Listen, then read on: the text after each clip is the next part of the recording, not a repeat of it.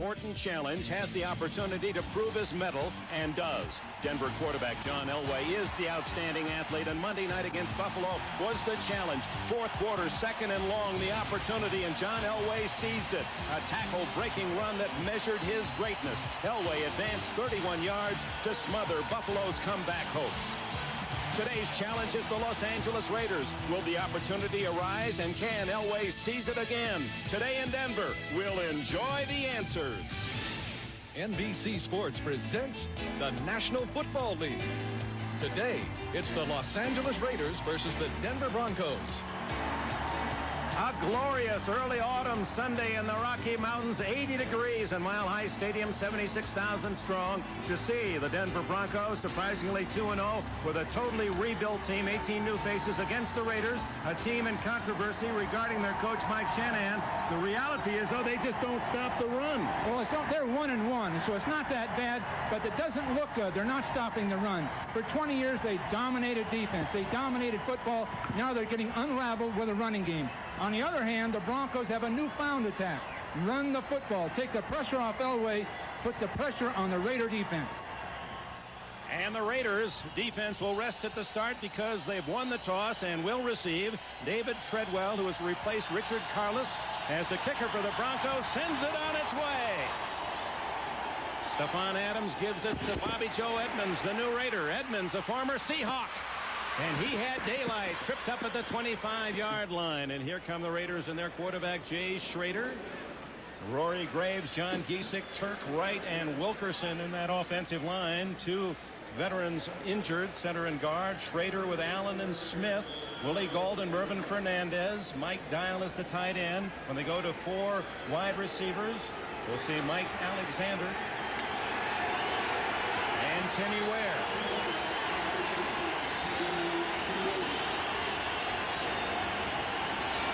Partisan crowd certainly is part of Denver's great home field record.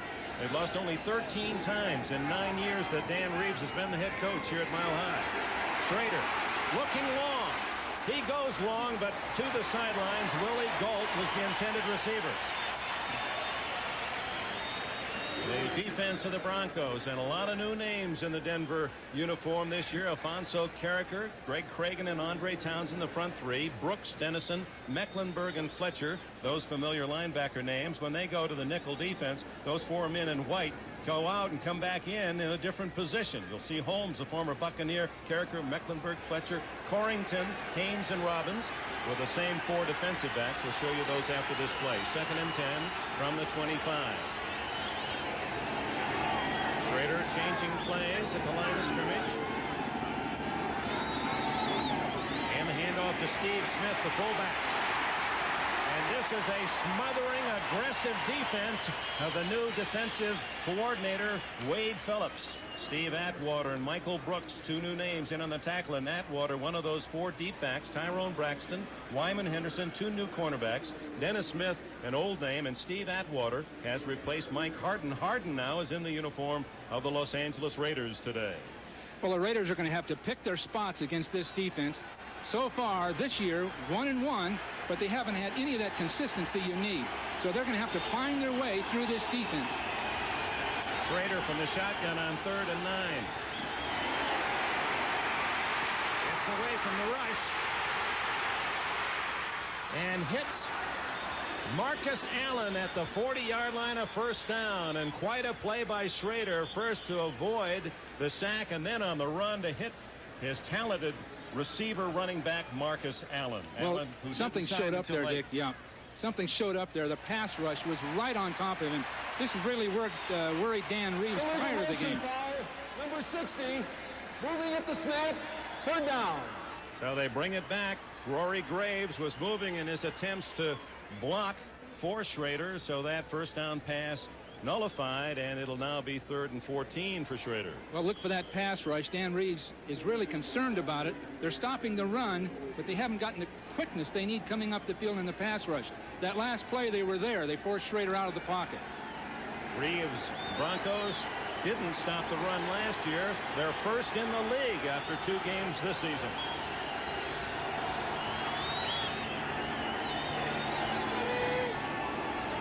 Vance Mueller in motion. They like to throw to him. He has good speed. Down the middle, wide open as Fernandez fumbles the ball.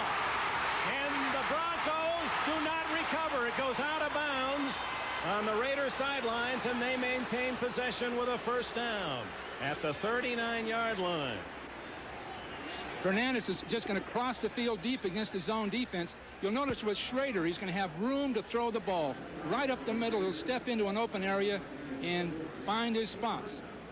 I don't know if he really had the ball there, Dick. Kip Corrington was the man who made the hit, and then Randy Robbins could not fall on the ball. There was no control, so it goes back to last possession. The Raiders get the first down at the 40-yard line. 19-yard play. And apparently they're reviewing it on instant replay as to whether or not indeed that was a completed pass. They better take a close look at that. It didn't look like he really had control of it. There's young Shanahan, 37 years old, by far the youngest coach in the NFL. Sam Weich at 44 is 7 years older, and the next youngest is Weich.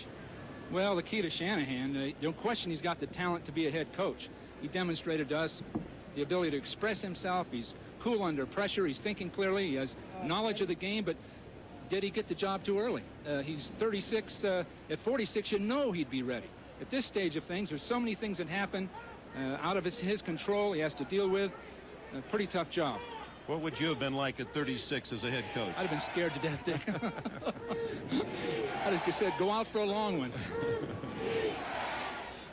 They're still looking at the replay, the officials, and so we will as well. There's Fernandez. He had the ball. I'm sure they'll call that a completion. Second foot did appear to be down just as he was hit. After further review, the play stands. First down. Jerry Mark Bright, the referee today. So it is first down, Raiders at the 40. Couple of good plays made by Schrader on 3rd and long. Well, he looks better than he's looked in the past. His problem is that intermediate ball.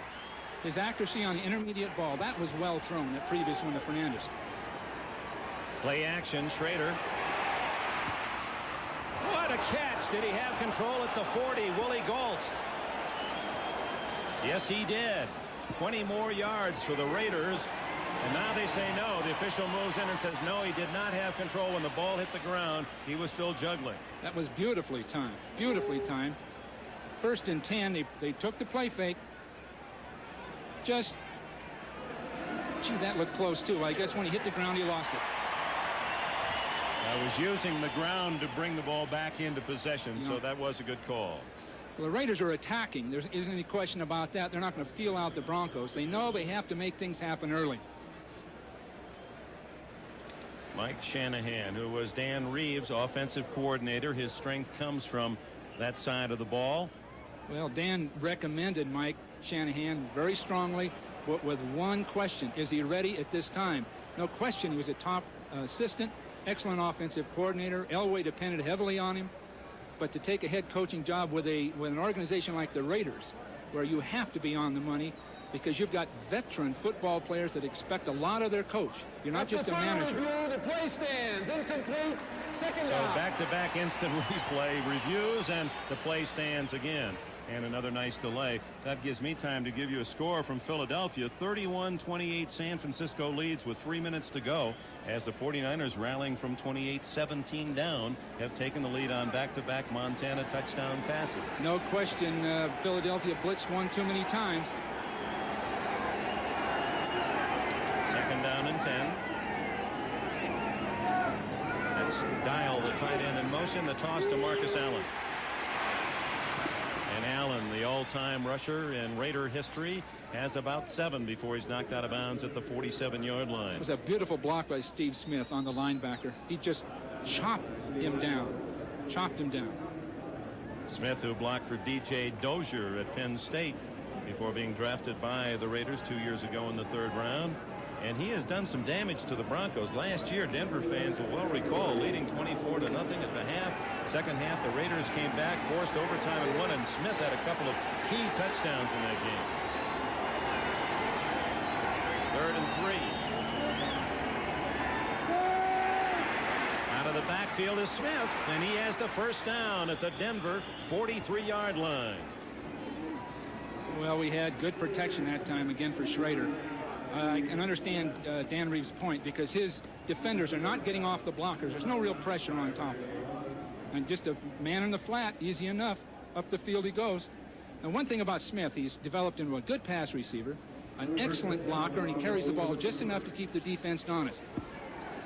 And that keeps the heat off Marcus, because, as you know, Marcus is one of the great campaigners in the game today, Marcus Allen. And a marked man for every defense in the league. So another first down for the Raiders. As they take the opening kickoff and have now marched into Denver territory. Michael Brooks can't get Schrader, misses him a second time, and finally down he goes at the 45. That'll go as a sack. Michael Brooks, talk about frustration. He had 2 shots at Schrader and couldn't nail him either time. Well, he blitzed right up underneath everything. Nobody to block him. A play pass, the back was supposed to come across, couldn't make the play. Schrader shows a lot of poise. You know, he's 4 years behind Elway in experience. He was in minor league baseball 4 years. Elway was 2 years at Stanford, 2 years with the Broncos before Schrader even attempted football. 9 games as a college football player, 9 games at UCLA up to his sophomore year. So he's made tremendous progress. Second down and 12. Fernandez, the only man that's wide. He's to the near side, and now Marcus to the other. Fumble, and Denver recovers. Rick Dennison. Oh, you don't see many mishandling of a snap like that where it just shoots right to the defense. Wade Phillips, the Bronco defensive coordinator, the son of former head coach at Houston, New Orleans, Bum Phillips. Boy, that's a gift. Looks like Schrader was concentrating downfield, just took his mind off taking that snap. And Dan Turk, the center, kicked it forward, it appeared, right to the Broncos. Yep, there's Turk, and unintentionally. Well, we'll see a new Bronco offense now. New offense, 2 tight ends. Elway. Down the middle. Incomplete to Clarence Kay as tight end. Zeph Lee, the safety, the man replacing the late Stacy Turan. They'll work on him. Let's look at the Denver offensive unit with Elway running the show. What a great player he is. Perry, Bishop, Karts, Chiriga, Lanier. Those 5 men are 16 pounds heavier per man than the team that blocked for Elway last year. Winder, they got a big fullback in Alexander, Jackson and Johnson and Kay, familiar receivers. When they go to 4 wide out, you'll see Steve Sewell and Michael Young. As you know, Ricky Nattiel placed on the injured reserve list. He'll not play now for 6 weeks. He has a fracture of the kneecap.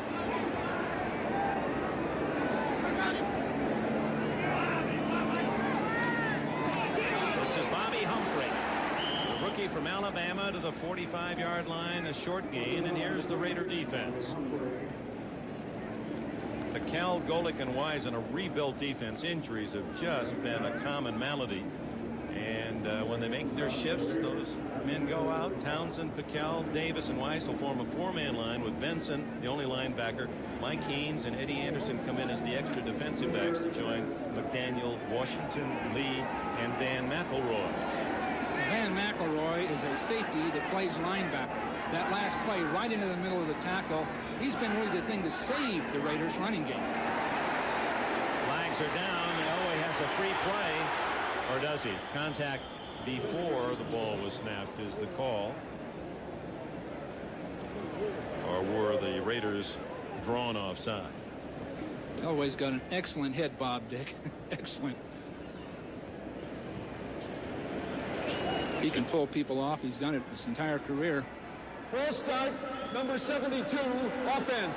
It goes against the center, Keith Karts, and the 5 yards back to the 40-yard line. Well, here we'll get just a slight movement of his head. I didn't really see anything, to be honest with you, from here in the replay. Bob Golick, who charged offside, apparently pointed out something. He pointed out that he's the veteran. He knows about how to approach a referee. Raiders very, very happy with Golick's performance, a Plan B free agent from Cleveland. 3rd and 13. Elway. It's a first down at the Raider 41-yard line to Steve Sewell.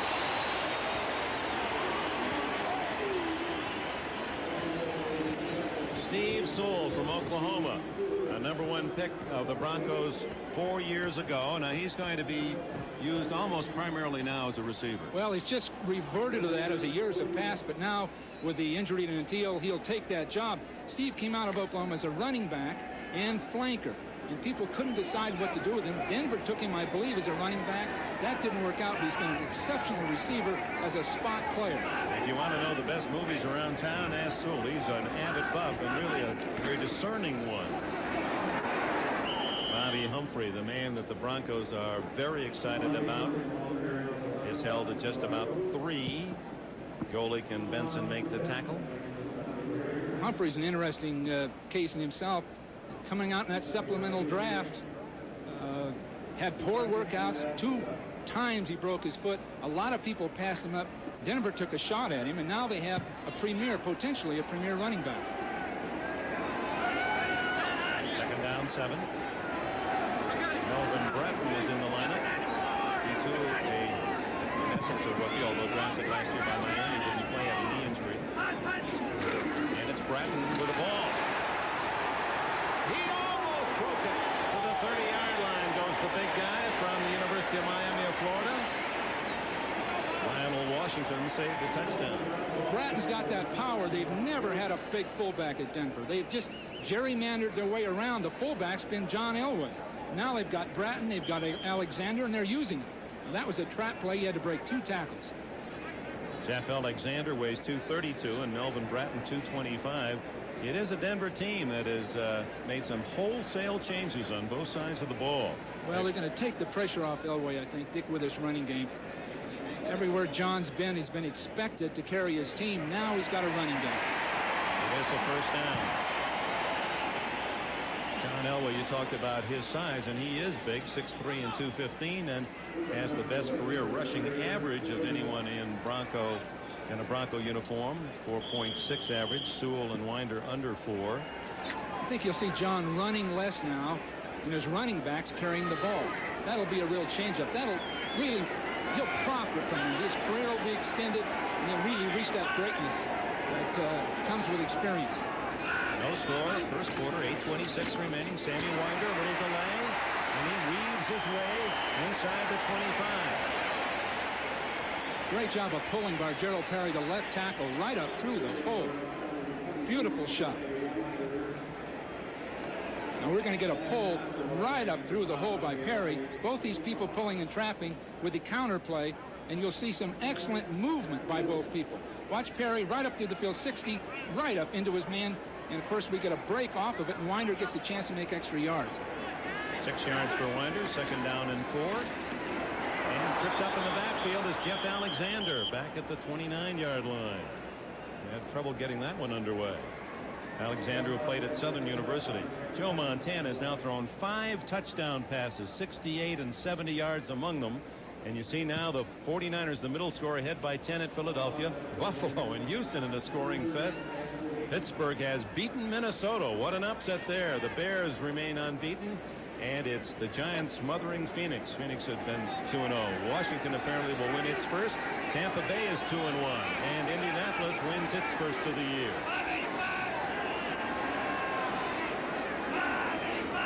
That's Michael Young in motion. He was going forward. That's a penalty. The throw by Elway, incomplete. Intended for Mark Jackson, and Terry McDaniel knocked it away. But Michael Young was moving upfield, a man in motion before the ball was snapped. He just turned upfield, anxious to get up the field. In that case, he can't hear John talking, Elway talking, and he can't be totally sure when the ball is going to be snapped. So you see him bending up the field prior to the snap. We have illegal contact, number 22, defense. Penalties offset, 3rd down. At the same time, there was an illegal contact against the Raiders, so that's a no play. Mike Haynes, the veteran, who was released by Los Angeles at the end of the summer and then re-signed in a budgetary move by Al Davis, as his contract, a large one, over $800,000 reportedly, carved about in half. But he says, I'll make up for it by getting to the Super Bowl. But what a great player he's been. He's been a great one. Now, this is a gerrymandered front 4 rushing for the Raiders. Mike Shanahan said before the game he had a special blitz. He thought we'd get there, and it's going to get there. There it is. But Elway breaks away his strength and gets a block, and he's going to go all the way for a touchdown.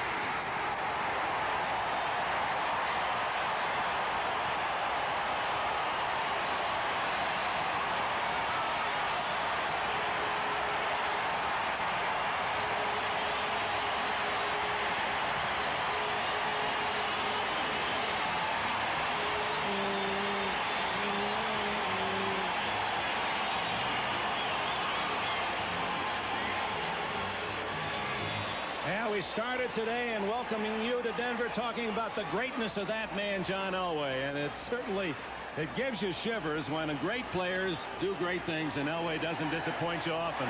David Treadwell, the new kicker, he hasn't missed a field goal or a PAT, and Denver, after the fumble recovery, gets the first score of the game. John Elway, 29 yards. We're getting a blitz.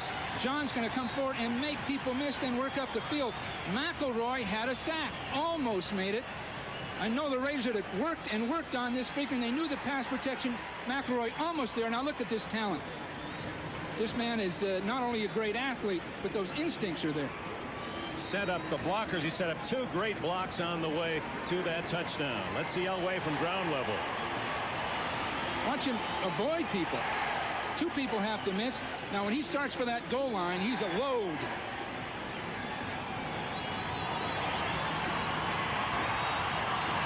Now after the fumble recovery on a bad snap, Elway gets his team in the end zone. Dan Reeves said, you want to talk about extending that long-term contract? What a player. Well, he told us that 11 years might do it. I think that takes him to this present contract. But the way Denver's developing as a team, John can play longer because he won't have quite that pressure. Every league that he's played in, high school, college, pro, he's had to carry his team. It may not be the case now. Treadwell down to Bobby Joe Edmonds. And Edmonds hit right at the 20, and down goes a flag. Usually against the return team for illegal use of the hands. And the Broncos, who are 2-0, using the turnover in their wins against Kansas City and Buffalo, have used the fumble recovery to set up their first score today. Illegal block. Number 33 on the return. First down. Eddie Anderson and Mike Shanahan's Raiders will start about at the 10-yard line. Before the game, not counting the fumble recovery for Denver today, it was Cleveland, and they're the only other AFC team that has won the first two games, a +11. And then updated, counting the touchdown just scored, the Broncos 41 of 69, nearly 60% of their points, the result of getting the ball on interception or fumbles. From the 9.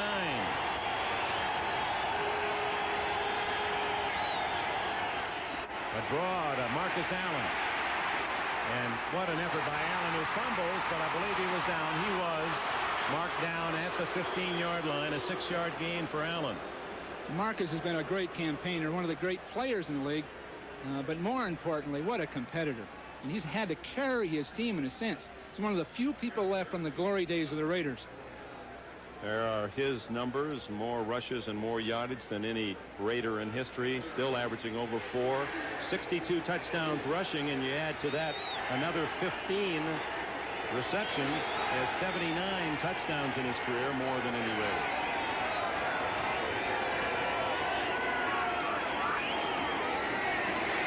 Allen again, picking his hole and picking up the first down with it to the 21-yard line. A half dozen more for Marcus. Marcus Allen, as you look at him, there's another man on the Denver sidelines watching his every move, Bobby Humphrey. Bobby Humphrey, from a youngster, just watching television. They're both built the same running style, and as this day progresses, you'll see Bobby have his shots at running like that smooth, easy, striding, instinctive kind of running. And Humphreys is a young Marcus Allen in a sense. That was my idol growing up in Birmingham. On On first down, Steve Smith, the fullback, gets a couple, maybe 3 out to the 23 or 4-yard line. Greg Cragen, who led the Broncos in tackles last year at his nose position, makes the hit. There's Cragen from Utah State. It helped the defense. Cragen has played well, but Carricker coming in. Townsend, big people in that defensive line, working with Mecklenburg and Dennison. They're much stronger inside than they've been. And of course, they're stopping the run better. Instead of the schemes and the tricks that the Bronco defense was famous for under Joe Collier, who won games of mirrors with the talent he had, this is a more aggressive and certainly a bigger defense. Schrader, plenty of time.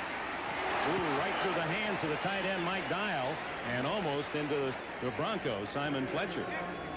Well, Mecklenburg was coming off the corner that time. He was well blocked by Graves, but that's a good story in itself too, Dick. Here's Mecklenburg, Carl Mecklenburg, now in the vintage years of his career.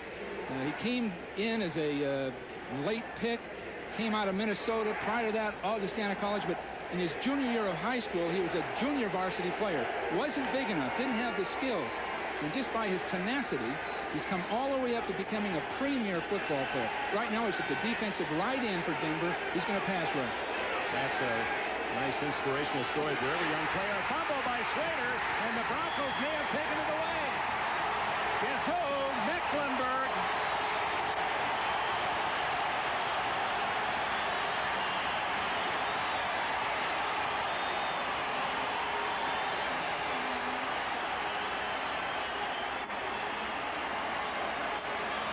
Well, the snap was mishandled, but Mecklenburg had so much push and drive, he put Graves right back into the quarterback. And then with Schrader going for the ball, Mecklenburg was just a bit quicker and a bit stronger in getting it. That ball was there. He went for it. One of the problems Graves has had, number 60 for the Raiders, offensive tackle, he hasn't had the foot quickness thus far.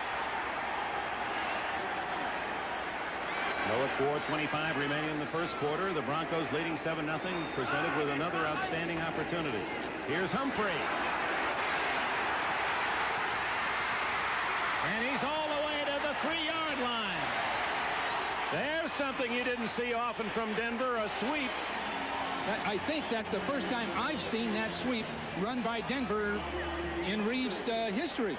What we've got is a block here, both guards out via San Francisco style, and they just break that entire corner. Humphrey gives them the speed to get this done. Flanker blocks down. There's your fullback, Alexander. Both guards pulling, and Humphreys just skirts that in using his speed. Now, that's a totally different look for Denver. And again, I'm a big Elway fan. That's going to take the heat off John Elway. Yeah, Marcus Allen said, hey, I might be idolizing his work, Bobby Humphrey. First and goal, Denver at the 4. Fullback Alexander straightened up at the 1-yard line on a solid hit. Eddie Anderson came up to meet him and deny the touchdown. Just a straight shot right up the middle. One man to do it. Anderson had to make a heck of a tackle to get that done. Again, you've got a big fullback now, 230 pounds, in Alexander. Again, they've had to do it in a sense with tactics at Denver in the past. Now they can just take you on physically. Yep, undersized both offensively and defensively, and still made it to 2 Super Bowls. Elway looks at the formation and calls timeout with 3:49 remaining in this opening quarter. You know, that's really a credit to Joe Collier, who's no longer with Denver as a coordinator. He never had the personnel that the Giants had, or the 49ers, or the Bears on defense. He, as you said earlier, Dick, he almost did it with mirrors and tactics. Wade Phillips has replaced Collier. Collier and his staff fired at the end of last season. Phillips, better known as, in fact, he says, I got a nickname. They call me SOB, son of bum. And everyone thought that it was just because of bum his dad that he was in football. This is a sharp football mind. Well, he came from a football family naturally. He was in coaching high school at age 24, in pro football in Houston as an assistant at age 28. So he's got that lineage of football, that experience, but he teaches good, simple, fundamental football. Now that the Denver team has those kinds of athletes, they can thrive on his kind of defense. A good example would be Michael Brooks, who's the starting linebacker, number 56. We'll see him later. He was a man who couldn't quite conjure up the mental part of Collier's defensive schemes, but is a terrific, aggressive player under Phillips. Second and goal. Alexander carries the man with him into the end zone for a touchdown.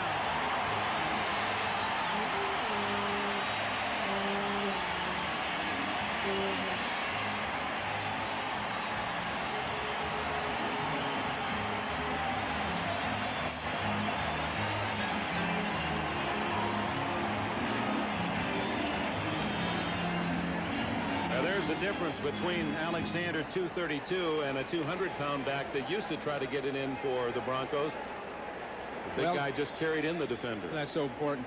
In the past, they've had to go to Elway, play passing, or bootlegging. And if they can make this breakthrough at Denver, then they're right back in the Super Bowl picture. Treadwell's try for point.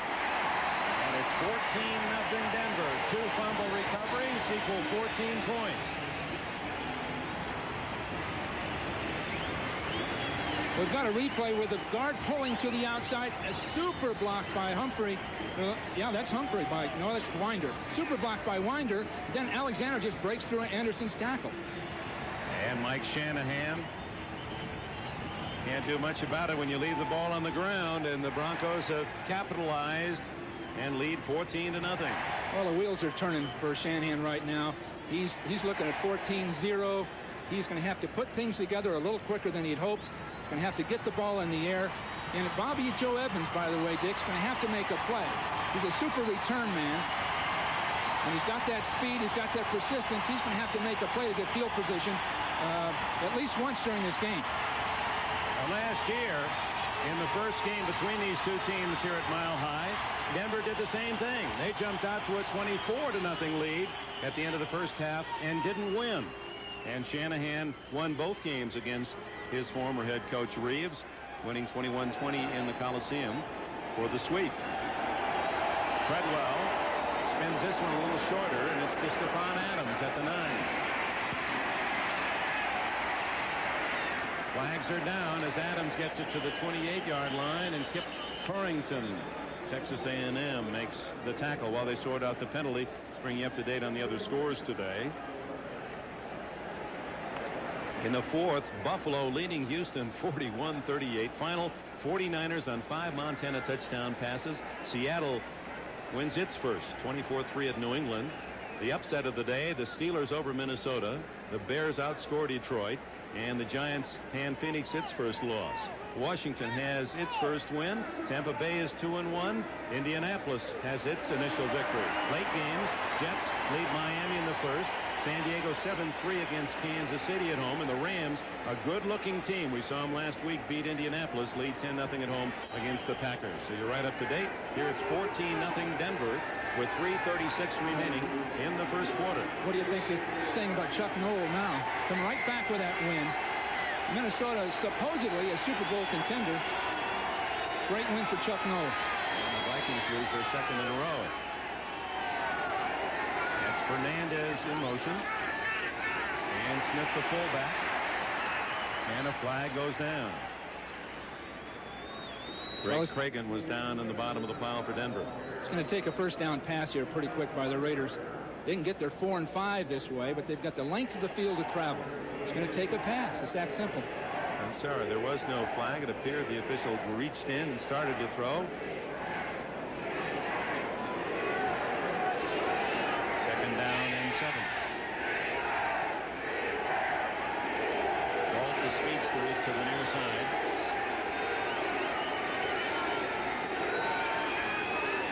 Look out for Mecklenburg. Prater throwing in a mile to Galt and overthrows him. Boy, does he have an arm? Almost too much. He overthrew him last week at Kansas City, and Galt sprinting clear. But that ball thrown on a line, there was no room for Galt to maneuver under it. It was a bullet all the way. That is so tough because Galt's speed, Schrader's arm, Dennis Smith wasn't near the deep middle. The ball was beyond it, all the way down the field. But again, you have to hit those kind of things. And Dennis learned something real fast right there. With 1 second left, Tony Zendejas has kicked a 26-yard field goal for Houston, and that game's in overtime. Buffalo and Houston at 41.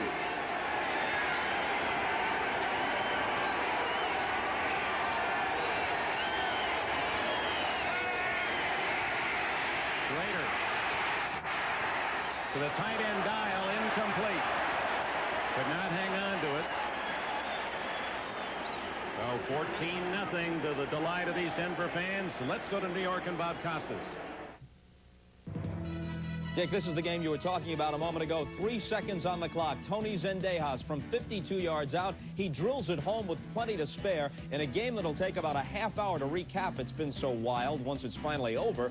41 all. They go to overtime in the House of Pain. It's a beauty. So we're going to try to get permission from the National Football League front office to extend the halftime show to 45 minutes just to get in half the scores today. It comes down to Ken Bell, and Bell is hit at the 47-yard line. Jeff Gossett's kick, 46 yards. Let's tuck in some baseball scores of note, importance, as the pennant races come down to the final weeks. Baltimore a game back at Toronto, trailing the Yankees in the 9th. Toronto and Milwaukee tied at 2 in the 6th. Oakland apparently is going to make it, but not locked up yet. They lead Minnesota, while Kansas City and California are winning, but the Angels are 4.5 back, the Royals 5.5 out. Good field position again for Denver. Winder. He's to the Raider 45, a gain of nearly 8. Well, that's the heart of the Raider defense is weak. Golick is playing excellent football, going down the line of scrimmage to plays, but both his linebackers, Shipp and Benson, aren't attacking the guards when the guards come out to block him. We saw that in previous 2 games. There's all kind of running lanes up behind Golick on either side of him as he tries to go down the line of scrimmage. Basically, what we're seeing is we've got a great player, or at least a very good player in Golick, very, very average players at this point in both those inside linebackers. Second down 3 as they mark it at the 46. Elway tries a deep one to Jackson. Touchdown.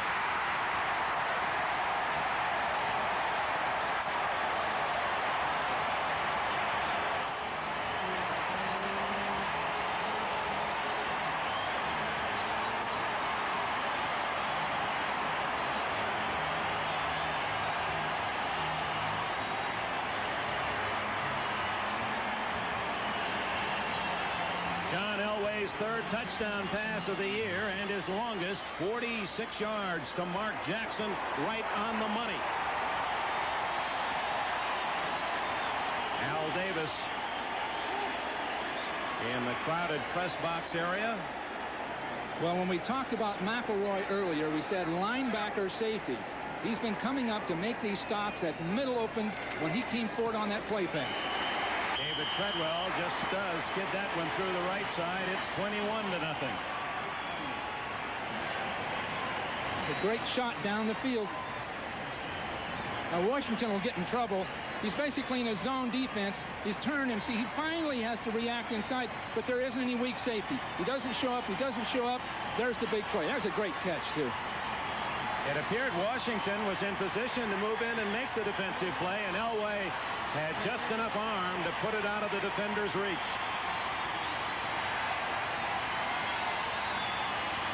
21-0 with 1 minute 43 seconds left in the first quarter, and do they love it in Denver?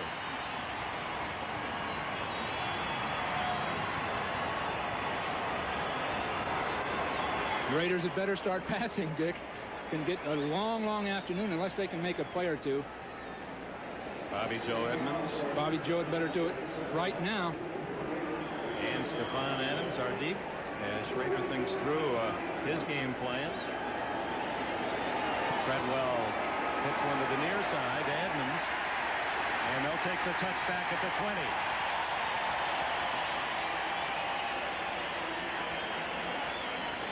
We're going to get a post pattern here, Dick. McElroy's going to be looking the other way with a good play fake inside.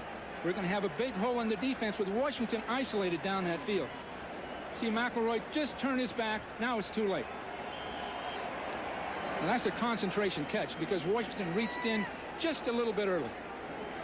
Mark Jackson, really a happy-go-lucky guy. He's got one of those terrific smiles. And He's got that enthusiasm, almost naivete of a young man. He says, but you know, for the first time, I think I'm a veteran. I can actually say I'm a veteran. I feel like I'm a part of this whole thing, and it's not just a dream. Well, the confidence oozed out of him. Screen to Marcus, and he's got some blockers. And dives out to the 30-yard line. It'll be, depending on the mark, close to a first down. Think of Marcus now. When Bo Jackson returns, Marcus is now a fullback. And this great campaigner who gives it everything he's got throughout the game, throughout the season, in a sense has carried his team when they've lost some of that great talent over the years. He's going to have to play fullback in a few weeks. And I can't say that it's the wrong thing to do, but Marcus has to be a big guy to be able to accept that.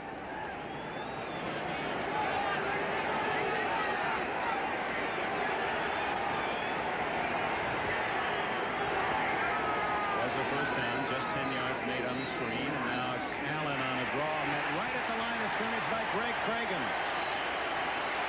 And flags go down.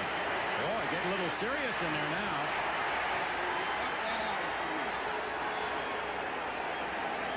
68, Rory Graves, and 71, Greg Cragen of the Broncos.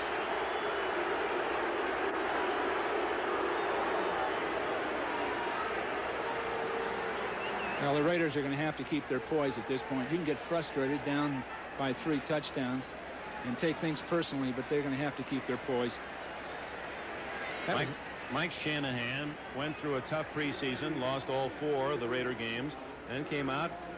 Won on opening day impressively against the Chargers, 40-14. Lost a tough one. They could have won last week at Kansas City. At least that's how they felt. A drive at the end of the game by the Chiefs won it. 60 yards of the drive on penalties. And Shanahan, the rumors in Los Angeles have been frequent that he is in trouble. Personal foul. Unnecessary roughness, number 32. Offense. It's still first down. Well, Marcus Allen didn't like what happened, and he apparently, after being tackled, let's see, does he kick? Yes, he kicks Craig. Oh, right in the face he kicks Cragen. We're playing that back and forth. He didn't kick him that many times. No, I hope not. Well, that'd be like a Sugar Ray Leonard jab. Yeah, Mike Tyson uppercut. So nothing going right for the Raiders. Well, Shanahan is accepting and absorbing so much heat. And I think he's handling it as well as it can be handled. And he's keeping his poise. First down and 25 after a 15-yard penalty.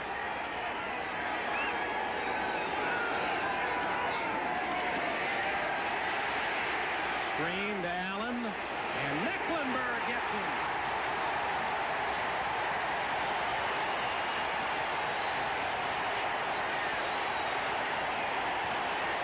And that's the end of the first quarter in Denver. And all orange, 15 minutes. Well, that is personifies what's happening with Denver right now. You see Mecklenburg's drop, good position, the ball's thrown. Nobody to block him. Screen pass. People are out there late. Just ill-timed screen pass. And, of course, when you start doubling up on screen passes, Denver senses it. They're all over him. Oh, Mecklenburg, a Pro Bowler, makes the big play defensively at the end of the first quarter, and the Raiders now trailing 21-0. Look for a new direction to go, and they'll start from the other end of the field. Davis, the general partner, who's been a coach, a commissioner, the owner, the manager, and they say he's been drawing plays and sending them down to the sidelines. Do you believe that? Well, I'm not sure he did that, but I'll tell you this, the formula works. He's had 3 Super Bowl wins, 4 Super Bowl appearances with this formula. So it couldn't be that bad. He's the most knowledgeable man in the game today. When you took the comprehensive part of football from the briefest and simplest skill to the most important administrative areas of it. But with that comes some luggage as well. You know that you're going to be the head coach, that he's going to do a lot of the coaching with you. He's not going to leave you totally alone. No, he's always done that. He's got a great football mind, but it puts tremendous stress on the staff. They have to understand it. When he makes requests, they're directions, and they come at any time in the week. They're always very good, but it takes someone else to implement them. But Tom Flores lived with it, won 2 World Championships. John Madden developed as a great coach under Al Davis. So you can't say that it's all bad. But the problem with it, when you take a very young man like Mike Shanahan and put him under that heat. That's when you have your problems. Can Mike handle it? It's interesting. Both Madden and Flores have called Shanahan this season saying, hey, it's no different than when we were there. Hang in there. I mean, we went through it too. And it can be gut-wrenching to have that heat because you know the man's virtually always right when it comes to football. Second down and plenty.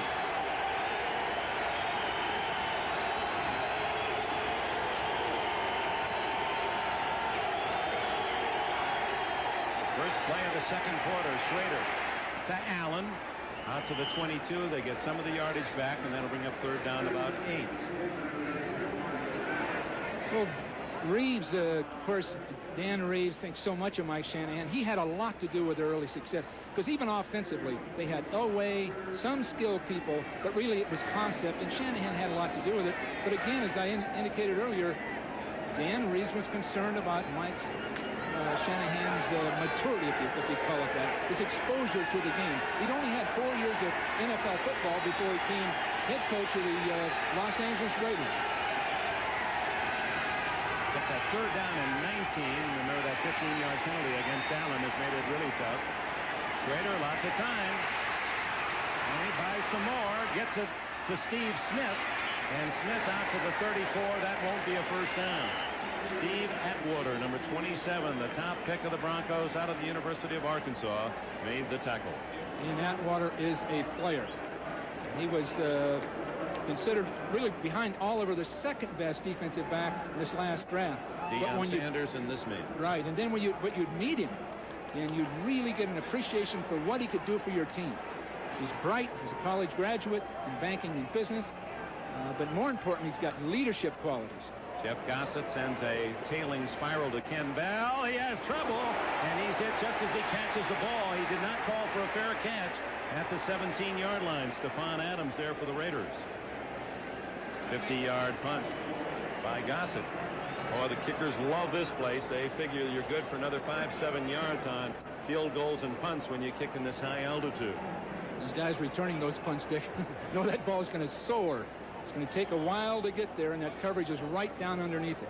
Skyline of Denver, Colorado. What a glorious day it is. 80 degrees as you look at the other scores. And there's the big one. Buffalo-Houston, the first game of our NBC doubleheader for much of the country. Tied at 41 in overtime. There are the late games. 21-0 Denver. And the fullback Alexander out across the 20. Bill Patel tripped him up. Again, they're breaking behind Golick, and they're going to do it all day because they're not getting people filling. Either Ship or Benson's going to have to fill that backside hole when Golick starts down the line of scrimmage. They're breaking back, getting a 4 or 5 quick yards before the safety, McElroy, or one of those people get up to make the stop. In other words, when Golick makes his charge, whether it be left or right, and rides down the line of scrimmage and occupying the blockers, somebody's got to come in on his backside, one of those linebackers, and fill.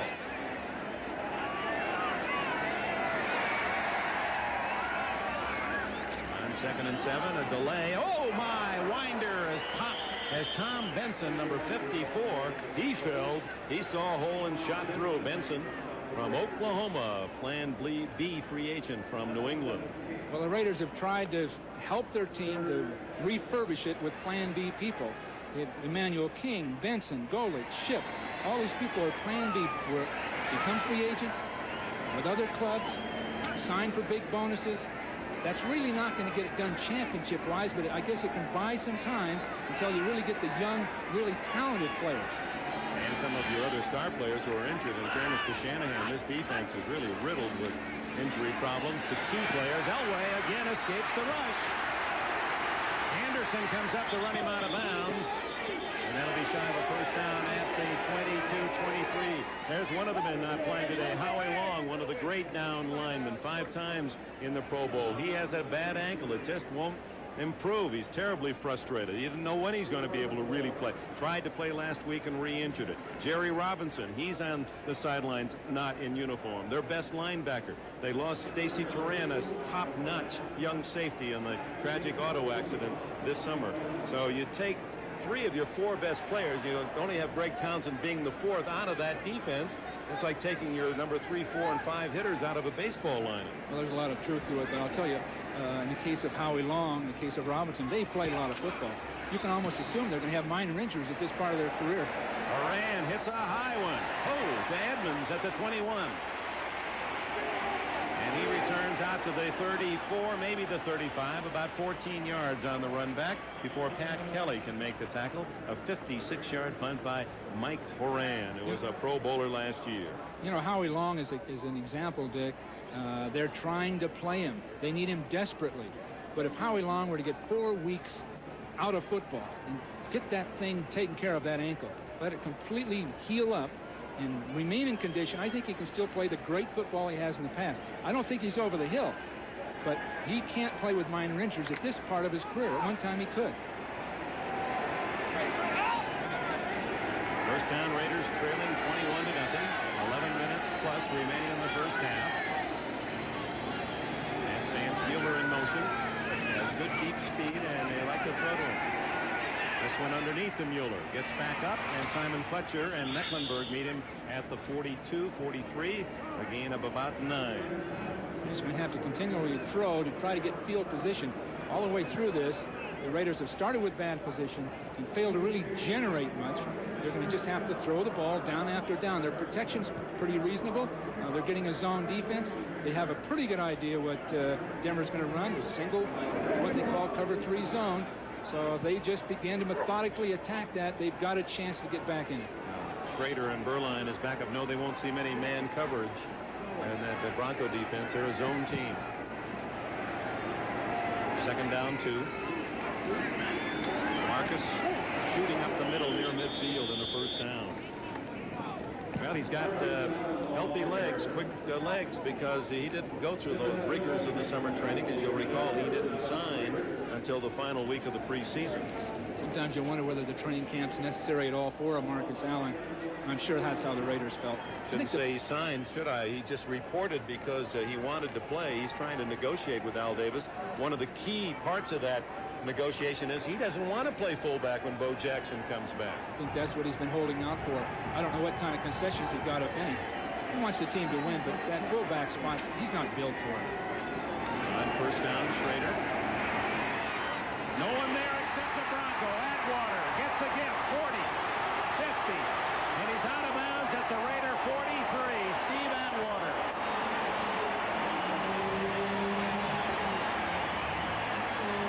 Well, that was a blown pass or pattern. Because Galt wants to break to the outside, and Schrader throws it for an inside break. Steve Atwater saying, my, throw this right to me. He has his first pro interception. When you see Galt breaking to the corner, we're going to get a ball thrown right inside. There's the interception. So we had miscommunication of some kind. You're not sure which of the two. The protection's pretty good. He strides into the throw, but you see Galt breaking away. And of course, Atwater just takes it like it's a punt. Oh, another turnover, the third of the game. And Elway starts at the Raider 43. And Bobby Humphrey gets very little. Tom Benson right into him. Well, Benson's been leading the team in tackles. That's one of the few times he's made the tackle on the other side of the line of scrimmage. In my observation, he's been making a lot of stops, working along the line of scrimmage behind it. And that's just not going to get it done for a linebacker. In his own set, meaning behind it, being in your own secondary, in your own not secondary, behind right, it. right. Did I say behind about 4 times there? Ball at the 42, second and 9. Humphrey and Alexander, the young setbacks, and Golick charges in. We'll see if Elway drew him off.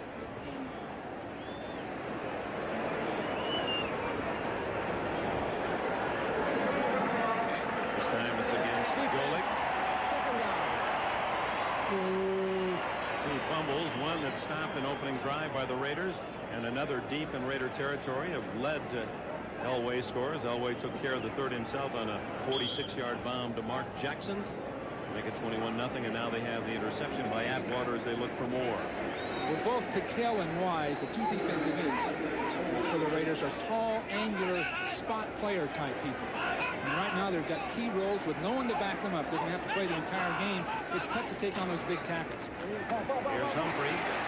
looking for the first down and will be close at the 33-yard line. Golick made the tackle. Well, speaking of desperation, you see number 52 in your picture for the Raiders.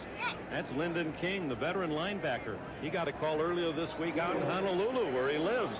Says, we want you back. He had been cut by the Raiders at the end of summer training and thought he's looking for new life. The former cow chip throwing champion out of Colorado State nearby. So he said he'd come back, give it another shot. And King's going to play a lot today, even though he's only been back in practice 2 or 3 days. Well, he's a big hitter, and the players' entire roster like him. 3rd and 1. Humphrey. Diving. That will be close to a first down while they measure it out. Let's go to Bob Costas in New York.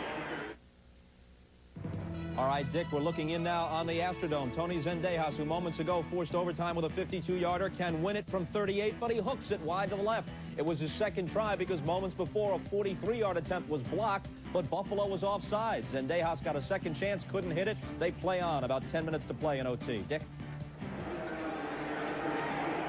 Boy, not enough scoring in that one, Bob.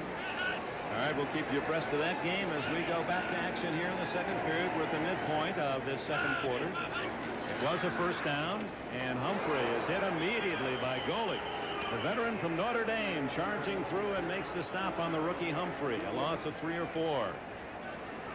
It's hard to believe he'd be available from Cleveland after such a great career. But you see the quickness around behind the block. Very few people can do that. He just skirted around behind the center and beat the guard to the point of attack. So that quickness and that experience pay off. My guess is he's such an interesting, colorful guy that Cleveland got sort of bored with it. But coming to the Raiders, he's in his own element. That's right. He really does fit the image. Yeah. Good guy, Bob Golick. Destined to be a Raider. He was warming up before the game today, listening to his Walkman. Elway throws out of the backfield, incomplete to Vance Johnson. Johnson turning a bit late. The ball was there before he really had a chance to sight it. Terry McDaniel on the cover. It'll be 3rd and 13. Elway had an unblocked man. He had to get rid of that ball quick. Vance Johnson, a Bronco artist. He's a talented man, not only in uniform as an athlete, but his work on the canvas. And we get a chance later, we'll share some of his latest with you. Talks about creativity as a player and as an artist. I guess they have a certain artistic sense to being a receiver. Elway, who's 2 for 4. Throws it into the flat, incomplete to Winder, and flags are down. Bill Piquel was putting on some pressure. I don't know if all of this is necessary, Dick. All of this movement of Elway. They've been running the ball effectively, and they try to get him all the way outside. That's when he's vulnerable. He's always made his big plays out there. But I'm not sure they need to do it. They've got a good lead. What you're thinking about here is 3 points. If you can just make a 5-yard gain, you can kick a field goal, you've got 24 points. Penalty is against Denver. Holding, number 23, offense. Penalty decline, 4th down. So 4th down and 13 from the 35. David Treadwell has never made one over 50 and is not going to get a chance here as Mike Moran, the punter, comes on for Denver. And that's one bit of strategy that sometimes people overlook. Just 5 yards more there, and you'd be going for that field goal. Instead of 52, it would have been a 47-yarder. You've got a shot. Bobby Joe Edmonds back at the 10. Moran, who is superb at kicking the ball inside the 20 without the touchback. In fact, he didn't have a ball in the end zone on the punt until the last game of the year in 1988. Went the full season keeping the ball in play.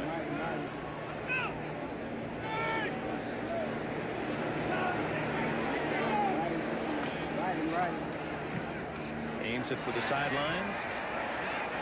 And he hits the sideline, so mark it at the 5-yard line. Oh, he does that well. He told me 2 days ago when we chatted, he said, I don't try for that pooch punt or the high one and hope it'll just bounce right so someone can down it. I'd rather use my regular kicking stride and aim for the coffin corner. He's really out of yesteryear, and he does hit that corner. 5-yard line. It's an art form. Looking ahead to next week here on NBC, it all begins with the gang in New York at 12:30, NFL Live, Denver and Cleveland. Cincinnati could be a battle of unbeatens. They're the only two teams without a loss on the AFC side. Cincinnati, Kansas City, Miami at Houston, Indianapolis. That's if Houston and Buffalo ever finish. Indianapolis and the Jets, New England, Buffalo. A couple of late games as well. We'll be in Los Angeles, where Seattle will play the Raiders, and San Diego at Phoenix. So from his own 5-yard line, Schrader. Marcus Allen gets out to the 10. And finally, Dennis Smith, a former Trojan, and maybe a little too much on the part of the Broncos, who wrestle Allen down. You know, that Denver-Cleveland game should be a great one. With Bud Carson coming in, they're playing defense. They've got the quarterback. They're in Cleveland. This will make it again tough on Denver. Cleveland, of course, playing Cincinnati tomorrow night. It is against Dennis Smith, a bit overzealous and trying to drag. That was one of those prideful tackles where the back won't go down, the whistle blows, and the defensive player doesn't feel like he's completed his job unless he wrestles down that man with a pumpkin, and Dennis Smith gets the penalty. Well, between those two safeties, Smith and Atwater, you've got two big hitters. Smith with that experience, Atwater with that young enthusiasm. That's so much of football now, the two safeties stopping the run. First down for the Raiders at the 26. Marcus again. Down to the 29-yard line. Let's see what's happening in Buffalo. Let's go back to Bob Costas, NFL Live. Here's the way it ended, Dick. After they had dodged a bullet when Zendejas missed the 38-yard field goal that could have won it in overtime for Houston, it's Kelly to Andre Reed. He weaves his way into the end zone, 28-yard score. Both Buffalo victories this year have come on the last play of the game. They win in overtime, 47-41. What a beauty this one was. Back to Dick and Bill. Bob, those are the kinds of wins and losses teams don't forget easily. They sometimes lead to championships or disappointing years. Marcus Allen rarely disappoints with the ball out to the 35. A yard shy of a first down brings up 3rd and 1. So Buffalo goes to 2-1 after they lost Monday night to this Denver team, and the Houston Oilers are now 1-2. You know, Granville talking before the game about I'm not sure what that label is they have in Cleveland now, or excuse me, in Houston now, but how their defense was going to do it. 47 points. Boy, the scoring, as you mentioned last week, incredible. The high number of points being racked up by teams around the NFL. Short yardage, 3rd and 1. Marcus already with 40 yards, figures to get the call. It is Allen off the right side, and he gets nearly 5, and a first down near the 40-yard line. A sliding, smooth runner.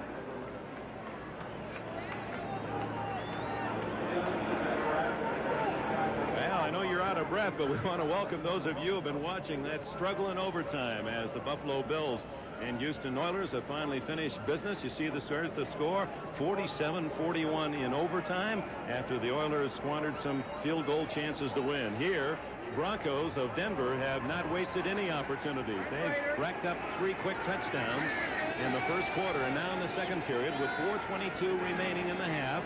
It's the Raiders trailing 21-0, and Schrader on 1st and 10 scrambles. He's got a lot of running room, and the big quarterback dances out of bounds at the Denver 42-yard line, and a first down. And that's remindful of a John Elway scramble for a touchdown, a marvelous run, much like the one that set up the win in Buffalo on Monday night. Look at this. He eludes the rush. He should have been brought down there and calls out the traffic and makes the final 5 yards like a fullback, and that gave the Broncos their first touchdown of the game. Well, that was vintage John Elway. He did it last week. He'll do it every game. There'll be one run somewhere that'll make a difference. But the difference in this Denver team now is that running game. It's got the pressure off Elway, defensively and offensively. Bill Walsh, John Elway also with a 46-yard throw to Mark Jackson. First down Raiders. Steve Smith inside the Bronco 40, and a lot of drive, carrying the whole pile with him to the 36-yard line. Great effort by the former Nittany Lion Steve Smith. Powers and Dennison, 2 of the men that finally get him down for Denver. The Raiders have sputtered. They've sputtered defensively and offensively. Schrader, I think, is playing his best football ever at this point, making good judgments, throwing the ball accurately. But they're just sputtering. In this case, they're trying to run. 3:40 left in the half. They've got a passing game. You might as well go ahead and throw the ball. Second down 4.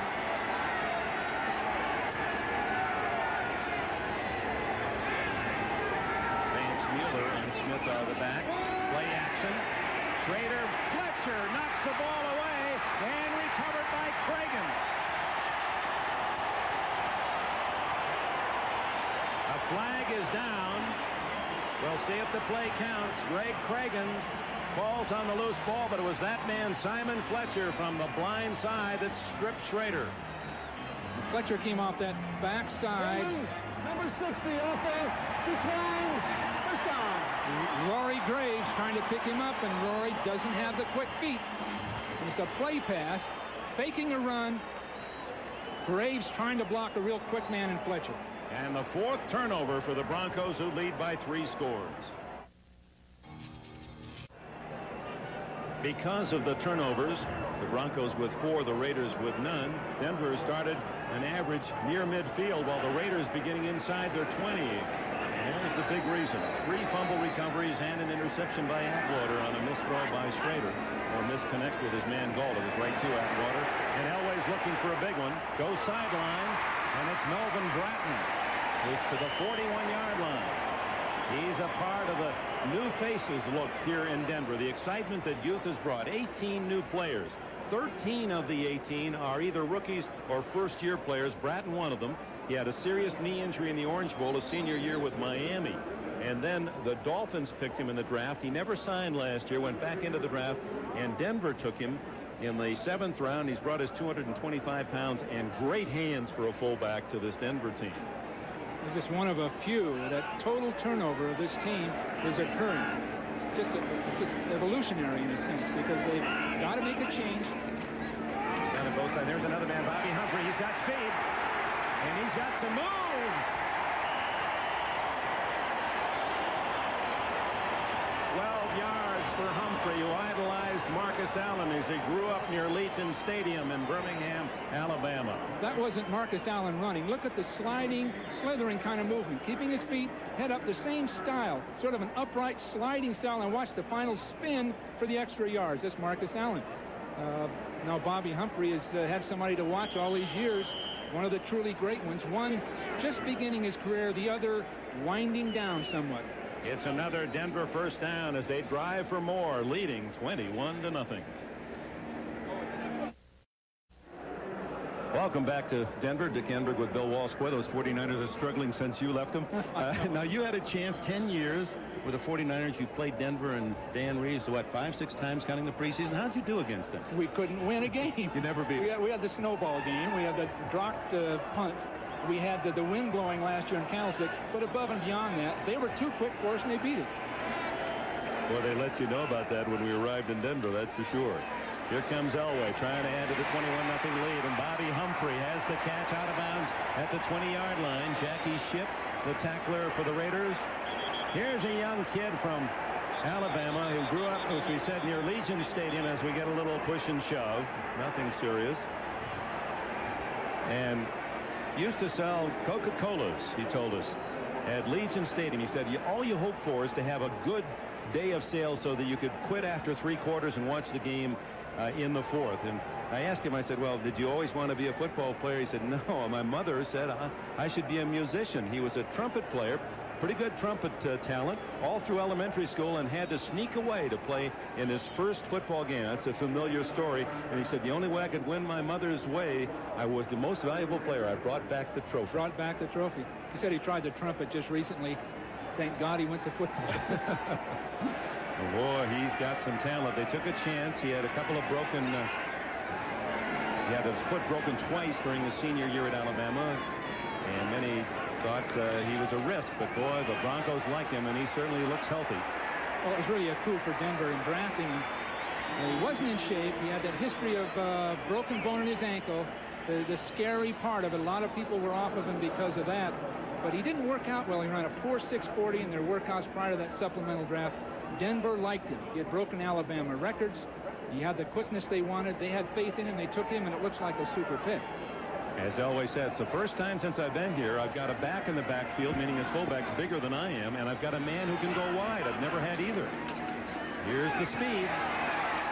And on first down, Humphrey's near the 10-yard line as the clock runs. 1:12 left in the half. 21-0, and Elway has 2 timeouts left. I don't think this is one where the Raiders can come back, Dick. I know they did a year ago. Different kind of game. In this game, Denver's dominating physically. And I don't think the Raiders can come back. If they do, they're going to have to go ahead and throw the football. That last hit on Schrader was a play pass with just minutes to go in the half.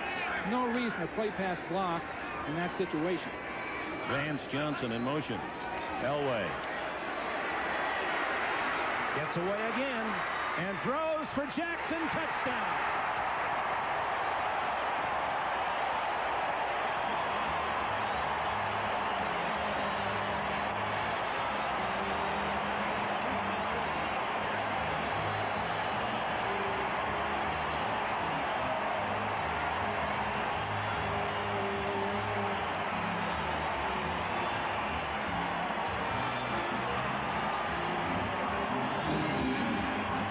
Again, it was John Elway making the play happen. He first had to elude the rush strong enough to kick free and find Mark Jackson for 11 yards.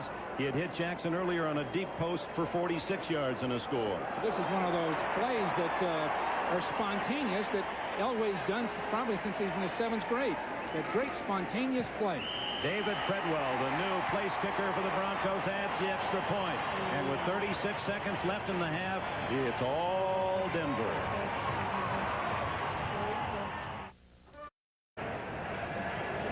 Well, what Elway does is come up underneath to the outside. Meanwhile, Mark Jackson's running down the field, a normal pattern. He breaks.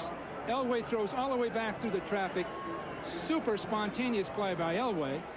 Up underneath to the outside, but watch Jackson. He knows just what to do, breaking back inside. Nice touch throw up over the top. That's greatness. Elway running and throwing the ball has had a remarkable first half, and the 28-0 score reflects that. A long attempt by Edmonds. He gets to the 19-yard line, turning it out of his own end zone, and it'll be first down for the Raiders at that point. Well, the right way here in Denver is the Elway in this first half, running and throwing 28-0. Back at Mile High Stadium, rebuilt and revitalized, Denver leading 28-0 and capitalizing on the turnovers. 4 of them, and 3 of them resulting in touchdowns, as they picked off 3 fumbles and an interception against the Raiders. 31 seconds for Schrader and the Raiders, and trailing 28-0. They're going to try for something. They send 3 wides to the left, and then they screen it up the middle to Marcus Allen. He is a terrific talent. It gets only 11 yards out of it, and fumbles, and it goes out of bounds. That was a live ball. What a player. Stops the clock. Marcus, with that history all the way through from University of Southern Cal to this, just great competitor with stamina, win or lose. And we've got greatness on the field in Marcus, and certainly in John Elway and Mecklenburg. Time running out on the Raiders.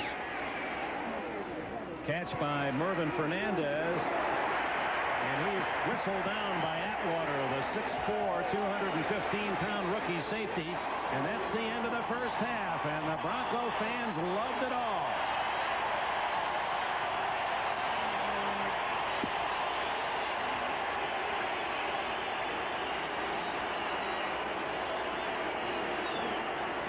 John Elway enjoying a superb first half. His defense got him the ball 4 extra times. It leads to a 28-0. Mention the team's place kicker's name. Jaeger kicks it off to Denver. It's Bell and Humphrey, and Bell takes it at the 9. And Stephon Humphrey, Adams can't tackle him. Stephon Humphreys can't either. He quit after last year here in Denver, and it's first down for Denver at the 20-yard line. John Elway and Jay Schrader, comparing them statistically, both men with about equal yardage, but Elway getting 2 touchdowns while Schrader intercepted once, and he also fumbled once that led to a score. They're so much alike, born on the same day, 1 year apart. Both grew up in Southern California, played against each other in high school, in football and in basketball. Both married wives that were athletic. It goes on and on. They've been tracing each other. Both played minor league baseball. I might remind you, Dick, both hit very poorly in minor league baseball. That's right. They were common in that regard. Well, no, actually, Elway hit over 300 this year in Oneonta, New York, while Schrader had trouble with the curveball after 4 years in the Blue Jay organization. And there they are. They were 79, drafted Schrader in the first round. Dan Marino of Miami in the 4th round. Infielder, third baseman, John Elway in the 18th by the Royals, eventually signed with the Yankees. And Don Mattingly, who's he playing for? The Buccaneers, Tampa Bay Buccaneers, I guess it is. Schrader started late, and he's in pretty good shape now to become one of the better quarterbacks. Second down, 6. No reason to take any chances, Denver, and so the Raiders will play defensively that way. Humphrey gets another yard or 2. He led the Broncos in rushing with 41 yards in the first half. Marcus Allen had 44 to lead the Raiders. Well, now it's time for the Denver running offense to show. 28-0. Obviously, they've got a commanding lead. They can use the clock, develop that running game, and this is the time to take a look at these offensive linemen and use different combinations of blocking, different combinations of plays. They'll have them on tape. They have a good chance to utilize them. Meanwhile, the Raiders are desperate. They've got to make big plays. They've got to come up with something real fast. Sometimes Elway in this situation will use a draw of the shotgun. No, that won't be the case. 3rd and 4. And it's intercepted. Lionel Washington. And Washington heading for the end zone. A Raider touchdown. Well, he made something happen. That was the blitz that Mike Shanahan talked about before the game. A 3-man line in a nickel situation, bringing the man off the corner. In this case, it was Van McElroy. Put the heat on Elway. Elway threw a bad ball. First bad ball of the day. Shotgun formation. McElroy will come from the left of the screen. John's in pretty good shape here, but you see 2 defensive backs on him, and that's just a bad throw. John threw it off the back foot. Again, the running game is critical now. Use the clock. 3rd and 5. Take advantage of it. Oh, it took the Raiders a minute and 41 seconds to score here in the second half as Lionel Washington gets a 32-yard touchdown. At 17 career interceptions, and that's his 2nd touchdown. Adding the extra point is Jager. And if the Raiders needed anything to cure all the wounds and make them feel better, that was it. Lionel Washington with a quick score on the turnover.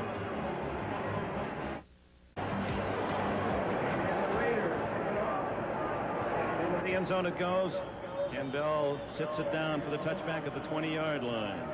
Let's go back to the touchdown interception by Washington. Well, what we got was a blitz from the outside from both defensive backs.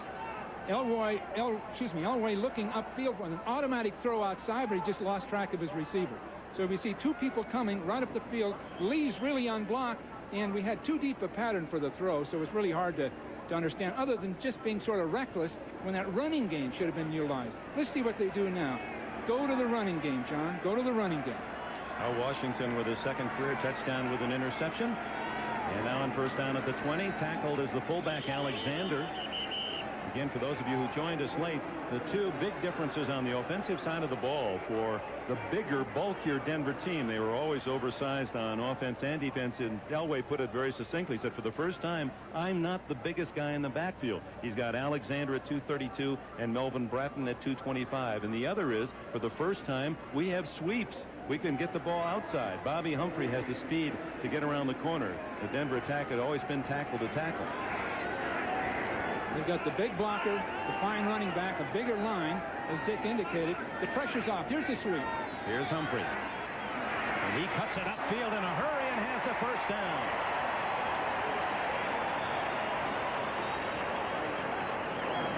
Just a movement play that we're going to see with 2 guards out in front. What we're going to get is blocking down, a fullback outside. But look at both guards coming to the outside with that speed. They just took at the edge of the defense all the way around the corner, and that's just hard running right up the field by Bobby Humphrey. That's what they were looking for in a runner. They finally have it. Of course, the pressure's off John Elway. Every team he's been on, from high school, Granada Hills in Southern California to Stanford, every team, he's had to carry it and be expected to win, even his Super Bowl teams. With this kind of a running game, it puts Denver in the big-time slot, so to speak. They've been in the Super Bowl, but now they'll be able to compete with the big physical teams. There's the ice truck. Gerald Perry, 305-pound tackle down on that last play. Now they went outside with Humphrey for 10, and now they get 5 with a power back Alexander. Timeout for the injury. They go to that running game. They got the 2 young men in there. Alexander, and it's play action to him, and then the throw outside to Humphrey, the other back. And Bobby Humphrey is a talent. He has a first down at the 46. Zeph Lee and Lionel Washington make the tackle. Just combining that trap play, they've run 3 different times I can recall with the play pass. Pulling guard, fake up inside to Alexander. Humphrey's outside. Problem. Play the trap or cover the pass. That time it was beautifully executed. And Humphrey putting some moves to free himself from Zeph Lee. Vance Johnson to the left, the artist. Mark Jackson to the right. Humphrey now shifts into the tail of the eye.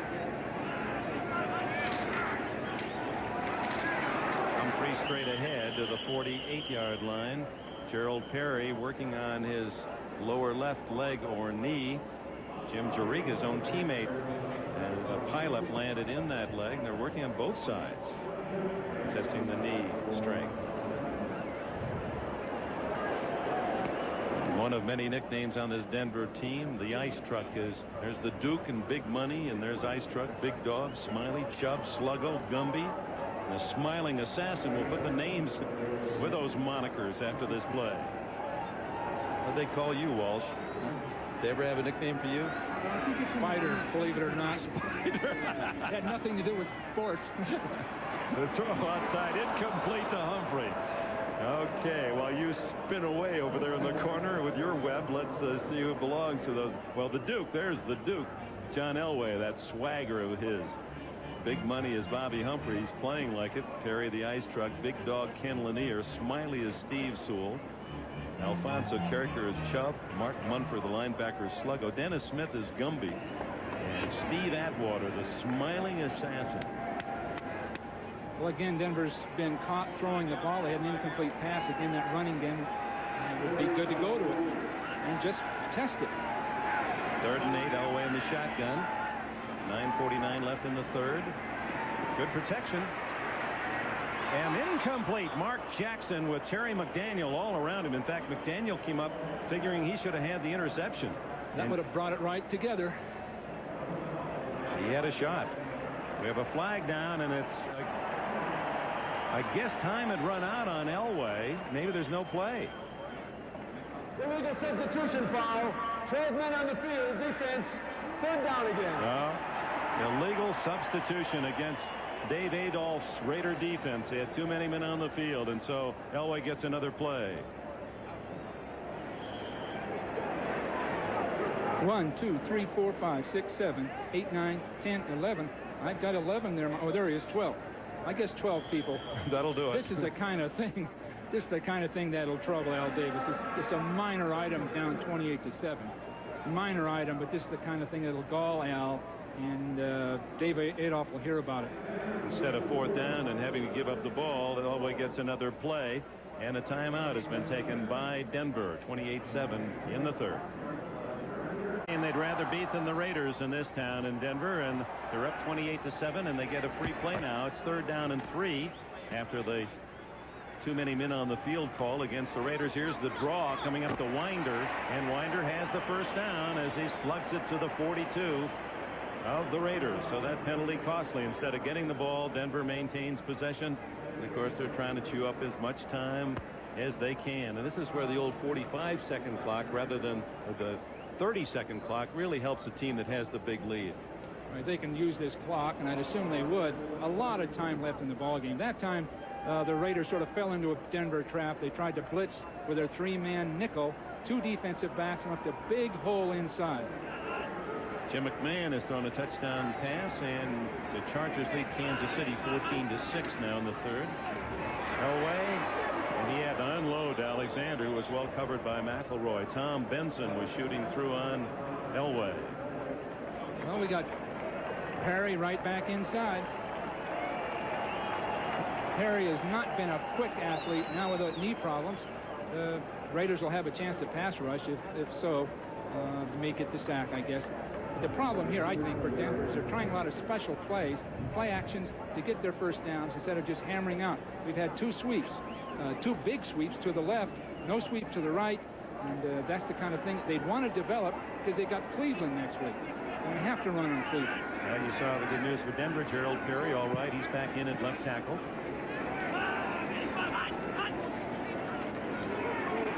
And second down, batted at the line of scrimmage, incomplete. Well, the Raiders really coming after Elway in this third period. Well, they're going to be blitzing, trying to make something happen.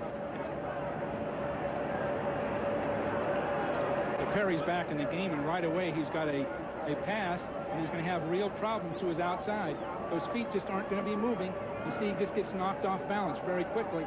He's had a problem before on quickness. In fact, both Lanier and Perry are much better run blockers than pass blockers. But again, right away he goes in, he's got a big pass block. Greg Townsend been rather quiet. Talked with him. He thought this was going to be a big day for him. He has not created much turmoil defensively. Here come the safeties right up on the line of scrimmage, Anderson and McElroy, and they're coming after him. And Elway throwing for Johnson, intercepted by Mike Haynes. And a flag is down as Haynes, the veteran, is tackled at the 35-yard line. And they may be calling interference against the Raiders. Again, they're going to the pass. Raider blitz. If they hadn't had that interference call, Dick, you had another interception, probably unnecessary. I don't want to just keep harping on that running game, but when you're ahead by 3 touchdowns, you. Yeah. Jerry Mark Bright. 2 fouls on the play. Holding number 66, offense. Pass interference, number 40, defense. Penalties decline. Third down. Penalties offset. So no interception. Zeph Lee was the other man with Haynes covering Vance Johnson. Haynes made a fine interception. Would have been his 47th career theft, but it is nullified on the double penalties, and it'll be third down again for Denver and 10.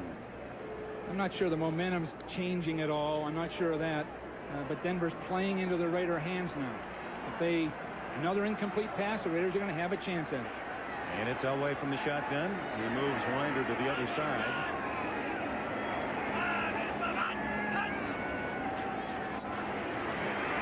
And here comes the scramble. And the gun, incomplete. Boy, does he throw well. That was Steve Sewell, the intended receiver, but running a right-handed man, running to his left and able to throw a ball that kind of velocity. He's unique. He's probably the only, maybe Cunningham from Philadelphia can do it, but John's one of the very unique people, going left, throwing right. And at Granada Hills High School, recruiting him as I did when I was at Stanford, he did this kind of thing. It was just a zany thing. He can go left, turn, and fire a ball back to the inside. So he was the kind of guy, even if you could think back the days in high school, you'd say, when that young guy grows up, there's a #1 draft pick. He was that good then, even? You know he'd be an NFL star with that great athletic ability. Every team he's been on, he's carried in a sense. Here's Horan to punt. Deep to return is Bobby Joe Edmonds at the 10.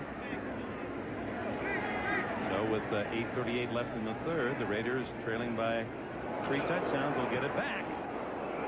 Horan with a terrific kick. Look at that. Out of bounds and 2-yard line. He kicked it right to his man. Darren Carrington, the rookie, was standing at the 2, and Horan just laid it right in his lap. What a kick. Absolutely beautiful. Timed shot down the field. Did the same thing in the first half. He kicked it to the sidelines at the 5-yard line. Maybe the best in the NFL at it. Mike Horan. He's an engineer. He's got all the angles figured.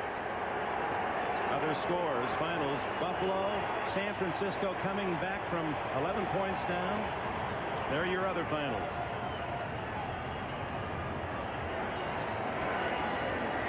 Flag is down as we await this official conference, and you look at the scores. The late games, Miami leading, San Diego leading, and the Rams apparently going to win their third. Baseball, Baltimore loses, but so does Toronto. So the Blue Jays remain 1 up. Oakland wins. Kansas City wins. The Angels lose. So it's 5.5 game lead for Oakland over both the Angels and Royals.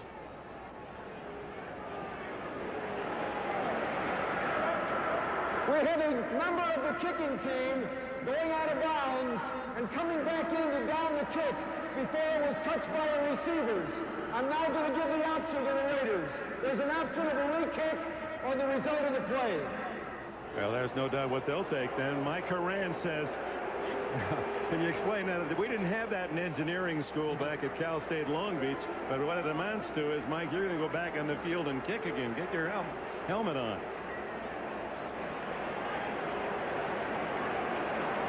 Carrington, the rookie, really got in the way of the play. Didn't need to down it. The ball was going to go out anyway.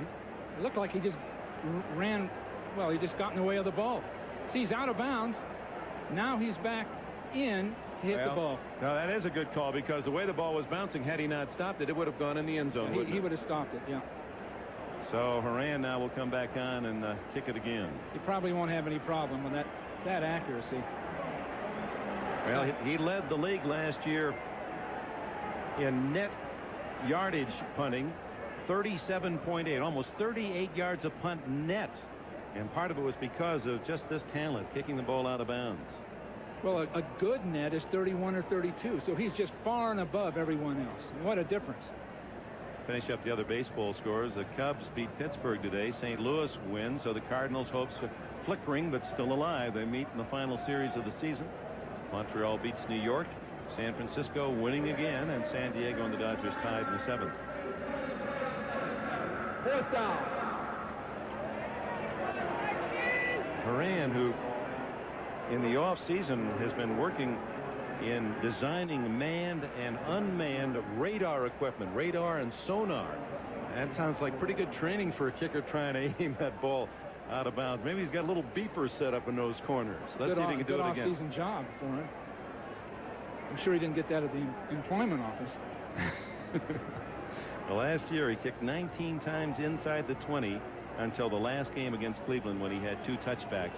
Anything drive a coach crazier than having a short kick and kicking right down the middle and right through the end zone? And they look for the average. You get the younger punter just seeing that average, get it over the goal line, anything, get the average up. Raiders with 10 men on the line of scrimmage. And this one is down the middle. Edmonds lets it bounce, and it goes into the end zone. So for the first time this year, Horan finds the end zone, the touchback, and the Raiders at the 20. 47 yards, but only 27 net on that one. Well, next Sunday, week 4, begins at 12:30 Eastern time. These Broncos will be in Cleveland. The Browns play Cincinnati tomorrow night. We could have a matchup of unbeatens there. Cincinnati, Kansas City, Miami, and Houston. Indianapolis and the Jets, New England, Buffalo. Buffalo pleased with that big overtime win. Pittsburgh and Detroit will be in the Coliseum to see Seattle. They won today against the Raiders, and San Diego at Phoenix. So be with us on NBC. Now here's a time where Schrader and the Raider offense has to get something on the board. Down the middle to Mueller, incomplete. That is a tough ball to catch, because Mueller knows that weak safety is coming over. He's got one of the big hitters in the league in Smith, and he sort of gave it a shot, but you just can't lead a guy too far on that. Broncos were offside on the play. That'll cost them 5. We talked with Dennis Smith, the veteran safety, and asked him about Steve Atwater, his new partner on that back line. You talk about a pair. No one in the league close to having. One guy's 6'3", Smith. The other is 6'4", Atwater. They both weigh 215 or more. And what did he say when he said, what about Atwater? I just want to be near the tackle, because the ball is going to bounce out of there. He's going to knock the ball out, and I want to pick up that fumble. And they both feel that way. Yeah, they'll force some fumbles. Both have that size and range.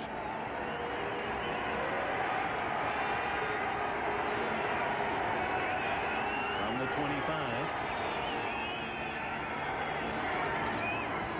Marcus Allen at 44 yards in the first half. He's short of the first down.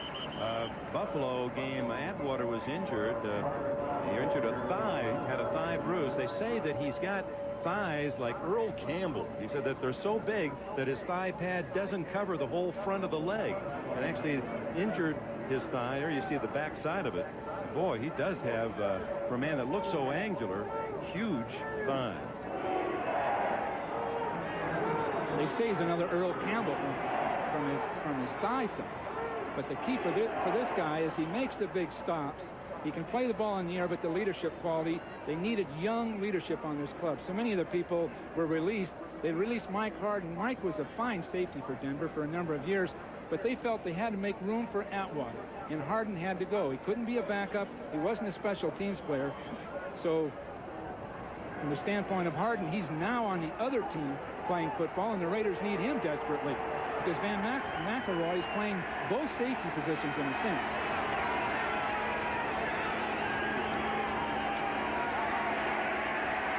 Schrader in traffic. Now finds Allen wide open, 45-50. Oh, nice move by Allen, but able to make the tackle was Wyman Henderson at the Denver 49. First down, 24 yards on the play. Wyman Henderson, we had him for the strike games, and he played for us. We released him with the 49ers, and the key for a lot of these players, he's not marginal players, but young journeyman players, is try to stay with it, because he came to us. He went to Green Bay, I believe it was. Minnesota. Minnesota. Now he's back here and playing full-time, got interceptions, and they're counting on him. And here was a player during the work stoppage, during the strike, that was a fill-in player. So first down for the Raiders at the Bronco 49. Trailing 28-7 with 6:35 left, third quarter. Underneath again to Allen, working on those linebackers. And here comes Tyrone Braxton to make the tackle, the other corner. Two new corners in this rebuilt defense of Wade Phillips in Denver, Braxton and Henderson. Well, we're going to get a crossing pattern, and what we're going to do is get Marcus Allen crossing the field to the other side while the others clear out. Now, this is the kind of thing that Jay Schrader should be doing, the Raiders should be doing. There's no use bothering with a run now other than as a changeup. Just these short intermediate passes. You don't want to wear Marcus Allen out, but he is a fine receiver. Both backs are good receivers. Just ball control. Try to get bigger chunks of yardage at this point in the game. They have to. Allen with over 100 yards now running and receiving. And here's Steve Smith on the draw. And he gets it to the 30-yard line and a gain of about 7-8 more before Atwater and Braxton can make the tackle. I'd like to see the Raiders go with a no huddle here just to see what the Denver defense would do. Maybe they could straighten that defense out from the standpoint of getting the same alignment every play, and then begin to throw their ball control passes. Well, Buffalo used that very effectively, rallying from a big deficit 21-0 on Monday night. It's best when you use a tight end and two backs because you keep people in their base defense, much as we did in the Super Bowl in that last drive. Second down 2.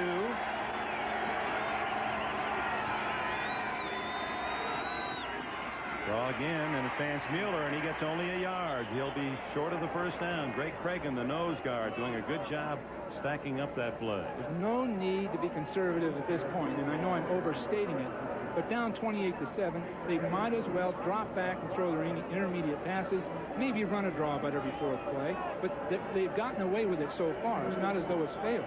They're getting good pass protection, and if they did that without a huddle, much as the Bengals do, I think they'd have a chance to get back in and score, then who knows?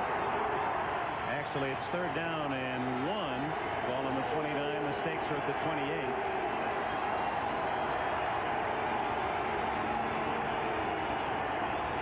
Marcus Allen fumbles.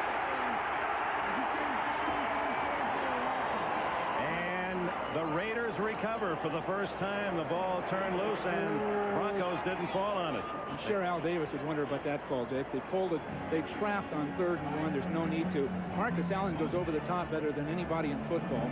And they ran a trap play, exposed the ball. Now on 4th down, they're going to have to go for it. They lost a yard on the fumble. Dennis Smith appeared to be the man that forced the fumble.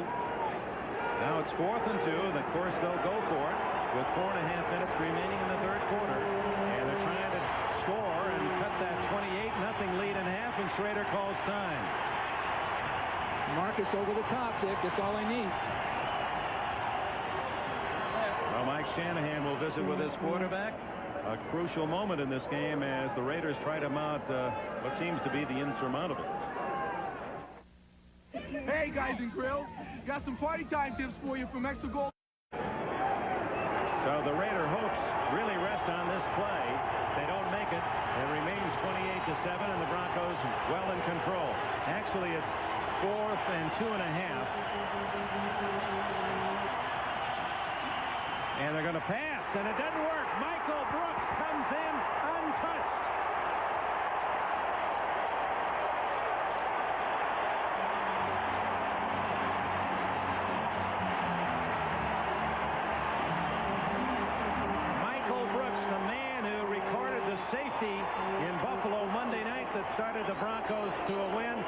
comes in clean.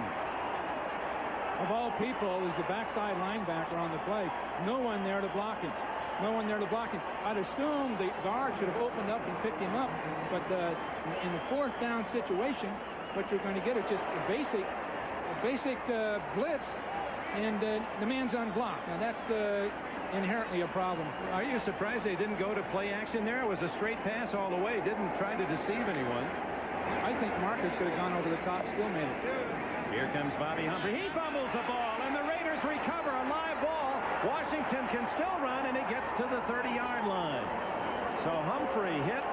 The Raiders get it right back. Tom Benson made the pop and knocked it free. Now Raiders go down the field with this ball right now. Oh, we get the same sweep with pulling people. The backside is picked up. The backside linebacker sits behind the guards and gets it.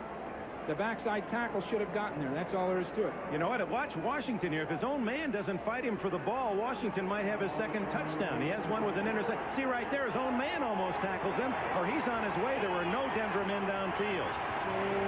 Well, the ball at the 32-yard line on the turnover as that statistic begins to even up, although the Raiders' score resulted in 21 first-half points. Well, I don't know what this is unless the instant replay people are checking it out. Well, it had to have been a fumble, and it had to have been a Raider ball. Well, they might be saying, maybe did he have a chance to get up after? Down, yeah. Was he knocked down by a Denver force? Didn't appear to be. It looked as if the Raiders themselves knocked their own man down. 23 seconds on the 30-second clock, please. 23 seconds. You like the instant replay? Well, I think it's here to stay. I'd say yes. Even if the officials now buy it. At one point, you almost felt the officials were sabotaging it in their own way. They didn't believe in it artistically and professionally. They didn't like somebody else making the call. But now, it's just part of the game. They don't depend on it, but it's proven to be pretty darn good this year. They've made some good reversals and proper reversals. The play stands. Ball at the 32. Marcus in motion. Schrader throws underneath to the tight end Mike Dial, and Dial is hit by 3 Broncos as he gets to the 23. Just hold the ball, Dial. Now get right up and run another play right now. The clock's running. You're in scoring position. Would you really go to the quick or no huddle at this point? They have to at this point if they're thinking of, any chance of winning. And they've got a chance because if they can get in quickly here, they've got a full quarter. They'd have to get some breaks, no question about it. But it's been done. They did it a year ago. Well, the other side of that is haste makes waste. And they don't want to squander the chance.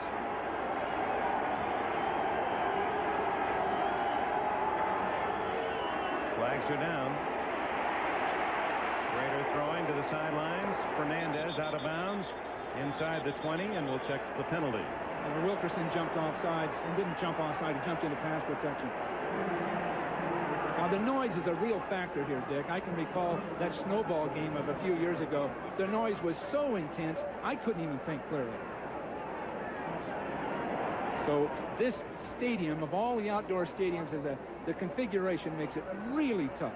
And the people have always suffered. Number 68, offense.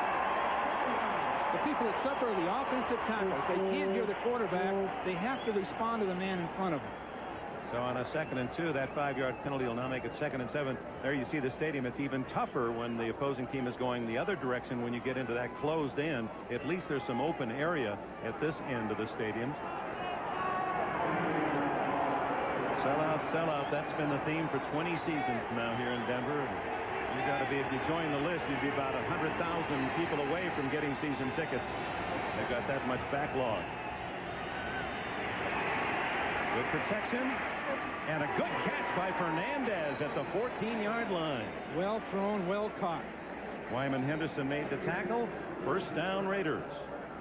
Fernandez, a star in the Canadian Football League before he came to Los Angeles. He's a lot better player than I thought he was prior to the season, but now watching him week in and week out, he makes big catches. He's got that size, and he's typical of the Raiders receivers over the years. Goes well down the field and goes up for a ball. He's 6'3" and 205 in the Canadian League. He was the most most valuable player with the BC Lions 4 years ago. You'll notice he's a San Jose State man, by the way. Right. First one I've ever met from San Jose State. Smith stacked up a yard at best, maybe more. Carl Mecklenburg, Andre Townsend and company. Just to finish on Fernandez, all he did in the Canadian League in 5 years, he caught 374 passes in 5 years. Well, the Raiders waited for him to finish out a contract. Everybody in the NFL knew he was out there and were waiting for him to be available. And the Raiders were in on it. Much of the Al Davis mystique worked in that one. He was picked in the 10th round in '83, so they went after him. Second down 9. Clock, though, ticking away. Less than 2 minutes in the third. Schrader looking for an alternate receiver now. Fernandez batted away. Wyman Henderson. No, Tyrone Braxton made the play. Tried to go to the height in the end zone, but Braxton able to leap in front. Good judgment on Schrader's part. He had nowhere to go. He had somebody right down his throat. The only thing he could do is put it up high and hope for a play. And another flag, and it's against the Raiders.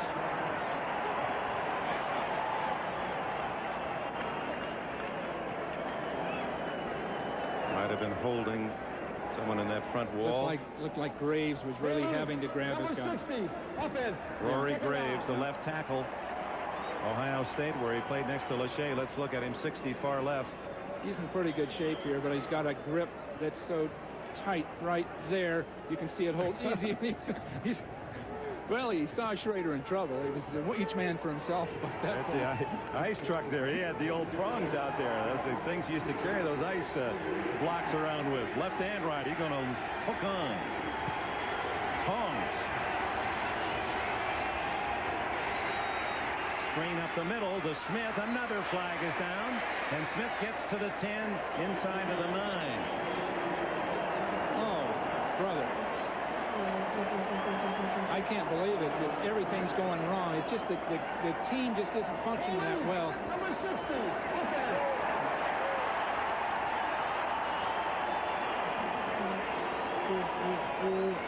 Yeah, let's check the Graves yard. He's in pretty good shape here. He's got a screen pass. He doesn't have to protect that long. Everything's okay, but that arm is around. Gee, I don't know. Maybe his right arm hooked the ankle or something, but maybe you're watching a little more closely after you've just committed the foul. Yeah. So Rory Graves yard. 2 back-to-back holding calls that have pushed the Raiders back out to the 33. Steve Atwater shaken up, but okay. And the clock now 1:35 remaining in the third. The Raiders trailing 28-0 at halftime. Got the interception return of 32 yards by Lionel Washington to make it 28-7.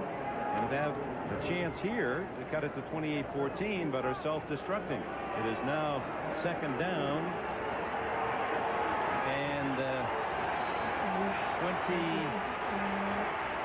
almost 30 yards to go. 29. 3-man rush. Schrader down the middle, incomplete. Another flag is down. Well, that time Mecklenburg was putting the heat on outside, coming back up underneath Graves. I think Jerry Markbright has rehearsed this call. Yep, 3 in a row. Well, maybe they shouldn't have been running. Second down.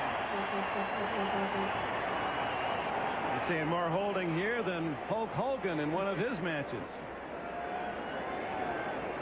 Well, we've got, it looks like it's in pretty decent shape. Now, right there is the hook, right up underneath.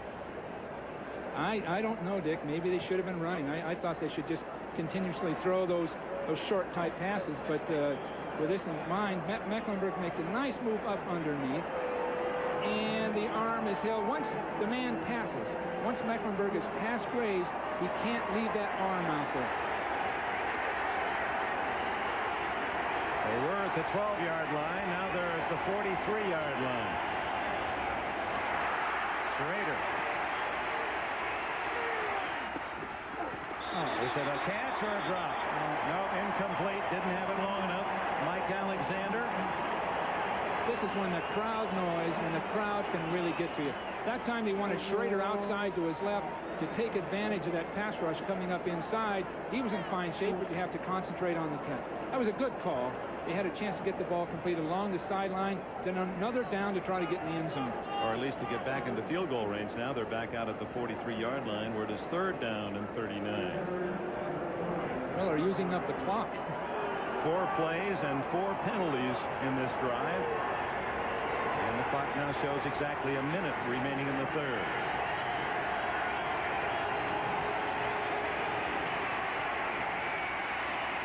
No one there. Steve Smith was well covered. Dropping out was Ron Holmes, required from Tampa Bay, the former #1 pick of the Buccaneers. He just played it very loose on that backside and was playing pass coverage on Smith. Well, those are the kind of things that are a good play, but called at the wrong time. We had a zone defense, 3rd and huge yardage. Then you try to look for a throwback. You know that people are going to be waiting over there for something. So instead of a touchdown, instead of maybe even a field goal when they were at the 12-yard line, now on 4th and 40. The Raiders bring their punt team on, and the Broncos, for whatever reason, call timeout with 53 seconds. That'll give us a chance to update you on the other scores. Reeves seems puzzled about the calling of time. Miami leading the Jets by 4. The Jets got a safety. That counts for the unusual scoring in that one. Now in the 4th, San Diego leading Kansas City. The Chargers going for their first win. And after 31-0 lead, the Rams have seen Green Bay come back in the 3rd period. 3 touchdowns. Green Bay is starting to show signs of development. They really are. They've put together just enough talent now. They're making people like the Rams flinch a little bit. And I think they've done a great job up there. Right after this punt, some of you are going to join that Miami and Jets game, a 4-point game. Of course, we'll stay here as it is obligatory to service the 2 main cities, Denver and Los Angeles, involved in this game. And of course, the other NBC teams will keep you abreast of any scoring developments in this contest. That one's a beautiful kick, but it's going to be way into the end zone. 10 yards in. And it'll be a touchback at the 20 for the Denver Broncos. So for some of you, thanks for being along. The Denver Broncos leading 28-7. Thanks to the penalties the Raiders committed. Sammy Winder showing some good speed straight up the middle, and he has 11 yards and a first down before Mike Harden, number 45, the former Bronco, can make the tackle. Winder's really been a campaigner, hasn't he, for the Broncos? Been through it all.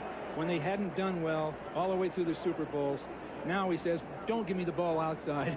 He says, I don't have to try to get outside. We got Humphrey for that. But the remarkable thing about Winder, he's the 2nd leading rusher in Denver history, over 5,000 yards, and he didn't get many long runs. His longest ever was 52 yards. Most of those 5,000 were 3s and 5s and 7s, and sometimes big ones like that, 11. He has been a good campaigner. Into the 3rd quarter at Mile High Stadium, and it's still the Broncos, 28-7. And it appears the early returns are really favorable. They really are. Pat Bowlen, both, and Dan Reeves both agreed. Following an 8-8 season, changes had to be made. They've gotten all the mileage they could out of that other group. They've gone to two Super Bowls, but with not a lot of strength and power, mostly with nerves. Now they need the substance to play people like the Giants and the Bears, people like that in a Super Bowl, and they're doing exceptionally well. They've put people together. They've put talent together through all sources, and they're on their way. Elway told us at practice 2 days ago as he hands off to Winder. Winder weaving his way and fights out to the 42-yard line. Another first down. A dozen more for Sammy. Elway told us that last year was the first time in his career in Denver he didn't feel the team would win. They said the team just were hoping they wouldn't be embarrassed. Yeah, and yet they were 8-8. Right after a couple of those big blowouts. They just didn't have the strength to match up well with some teams. They certainly matched up well with the 49ers for some reason. But otherwise, they didn't match up well. Now they've got the size. I'm not sure their offensive line has mobility, but it does have bulk. And they can use Winder inside, Humphrey outside. Now Elway staying on the ground, and the Raiders now unable to stop Winder in those last 2 carries. Humphrey now joins Alexander. It's Alexander. And the fullback driving into Raider territory to the 49. Now that looked good. Alexander hit that hole with power. Excellent blocking up front. Now that's exactly what they're after. They have 1 quarter now to use up the clock, but more importantly to develop this running game. For the first time, John Elway may not have to carry his team.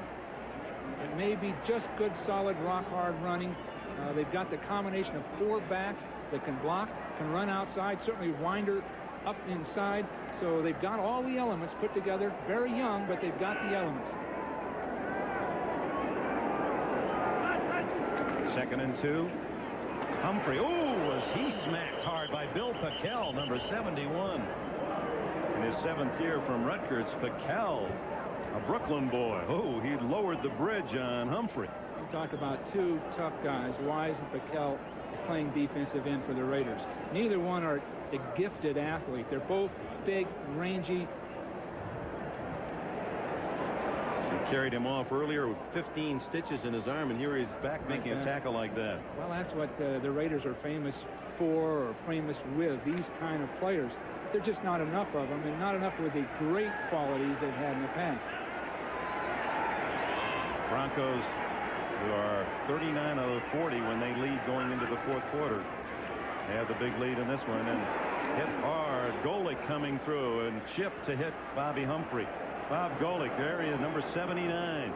We asked him about his reaction when he first joined the Raiders. He said, well, in his own style, inimitable style, Golick said, well, the first thing I noticed was that, yeah, my wardrobe still works. I got a lot of black and silver stuff. That's right. So, pretty good hitting by the Raiders, and Horan has to kick it away. He sends one up the chute. Bobby Joe Edmonds lets it bounce, and that's going to be to the liking of the Broncos all the way to the 2.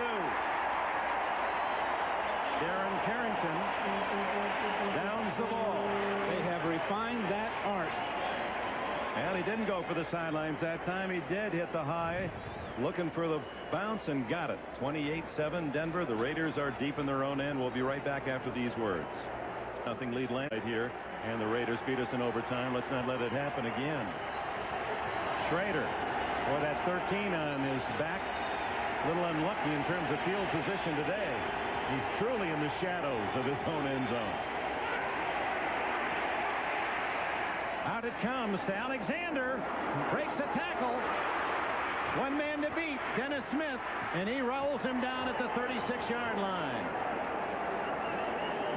That was a heck of a throw. Alexander is one of those younger players on the Raiders they think has got a great future. But did you see Smith come over and make that stop? Just had the poise, sat up inside, knew he was the only man left, just settled into that tackle. What a first catch in the league for Mike Alexander.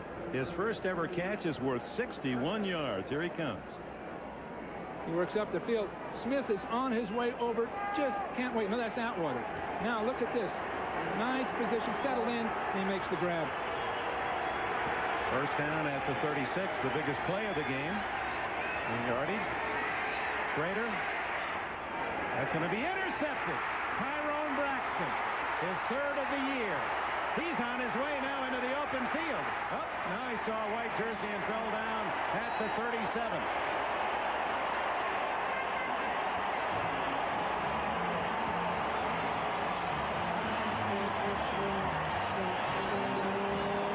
Schrader had some heat just to his outside, but it was the ball is beautiful defense from the standpoint of forcing him to throw over people's heads. And with that in mind, he just had to throw it over people's heads to try to complete it. It wasn't there. What he had was a corner pattern where the heat coming outside him. He had to step up and try to throw it. He overthrew it to the outside. He almost loses the ball here. Over the top, couldn't quite make it. That's a tough throw, especially with that pressure from his outside. Mike Dial, the tight end, was the intended receiver, and Braxton with his 3rd interception in 3 games. From the 36, Elway throws it into the flat to tight end Clarence Cade. Out to the 42-yard line, a gain of about 6.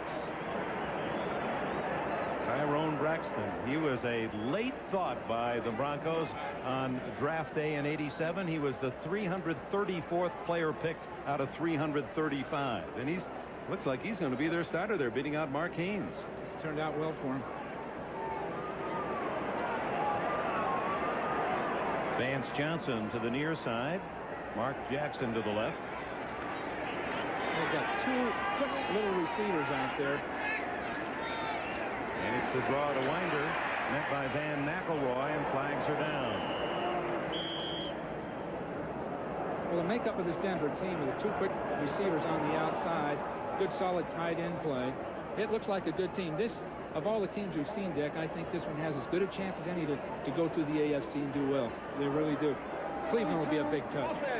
Second down. We have to figure with all the new players that they can only get better as the season progresses, whereas last year, well, we had a note on the players just released, the Rulon Jones, Mike Harden, the Steve Watsons, players with averaged around 10 years experience in making those changes. The veterans, most of them smaller size, not as quick. Now you get new life, the enthusiasm that comes with youth. And the Mecklenburgs and the Elways have said, hey, these kids are making us believe. Well, Elway said this team has more potential than any of the other teams. And they've been some good ones. Elway way off the mark to Mark Jackson. There were 4 Raiders around Jackson. Maybe he threw that away knowing that there was no chance. Well, the value in Elway in this case is he can still make his big plays while these other people learn the game. And so he doesn't have that. They don't have the heat on them to have to perform so well as long as there's a John Elway and a Dennis Smith, for that matter, in that secondary.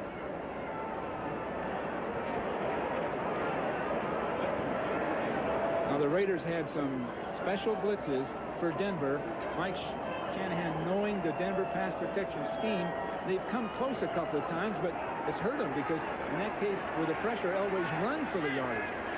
Elway's passing numbers not impressive, but he does have 2 touchdown passes. A little delay, and there's Winder. No way to get outside. And on 3rd down and long, the fans, they're ahead 28-7. Let's go to New York.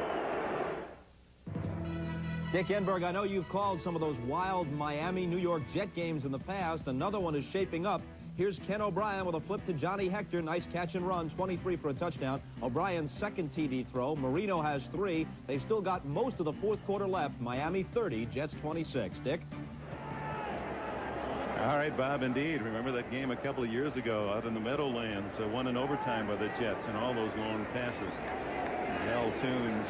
And that day, Wesley Walker having such a sensational day in beating Miami. It was just yesterday it seemed that the Bear 46 defense dominated football.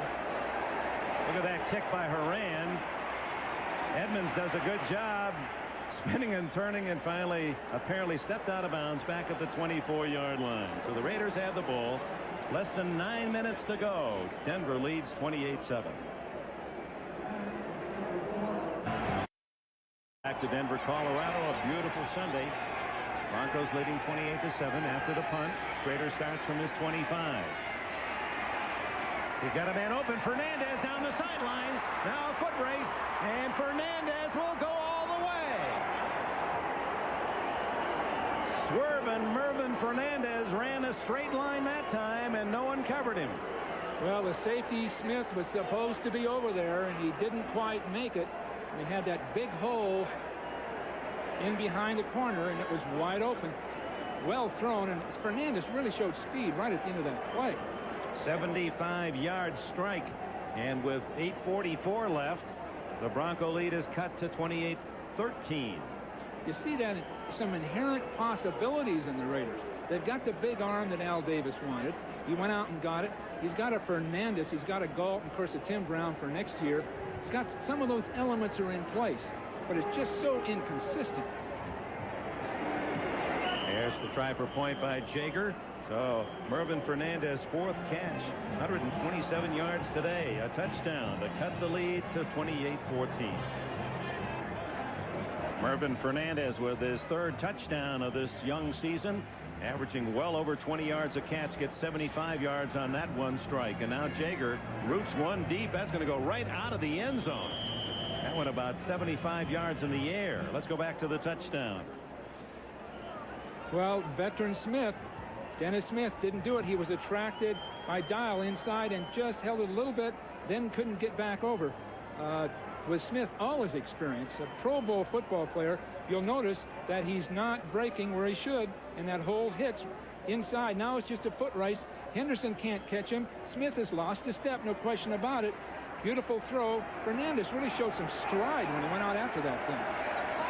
Boy, you think back to that drive they squandered with all the penalties. This could be a 28-21 game with 8:38 left. Now Denver's going to have to run the ball. This is the key to the game. Winder, who protects the ball well, gets to the 24-yard line where it'll be 2nd down and 6. 3 first downs rushing. They can probably get 5 minutes off the clock with just 3 first downs rushing. And that's what they have to do right here. They can't afford incomplete passes.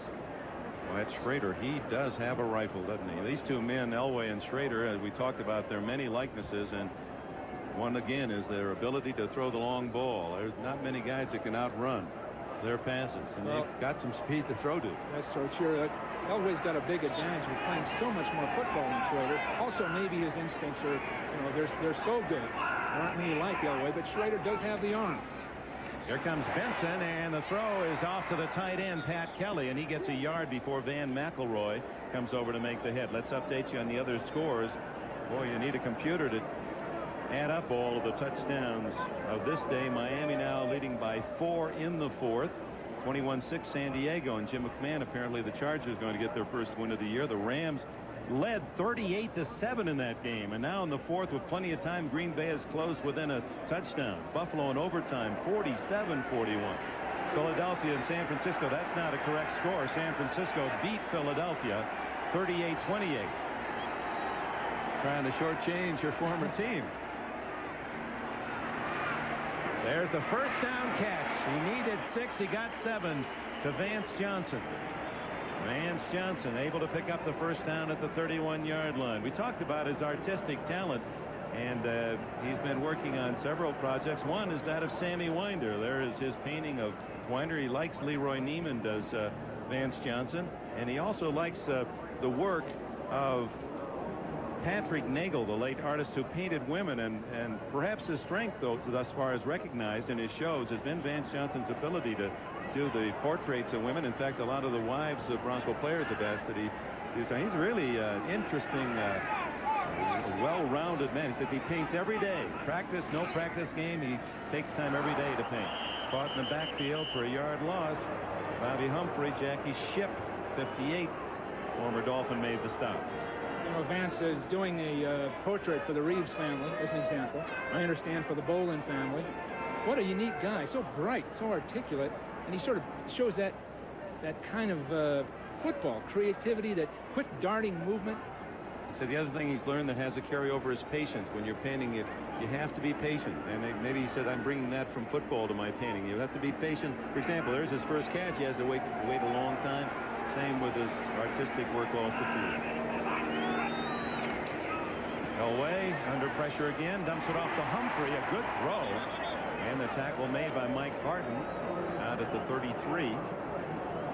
That was Elway's quick release. It got away with that. Most quarterbacks have been dumped back there. And he only gets 3 yards, but what a throw, right on the money.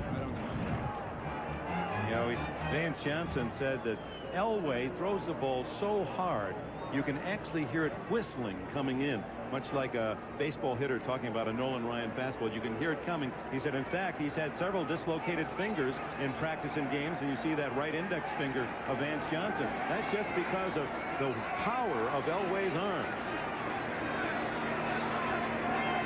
3rd down 7.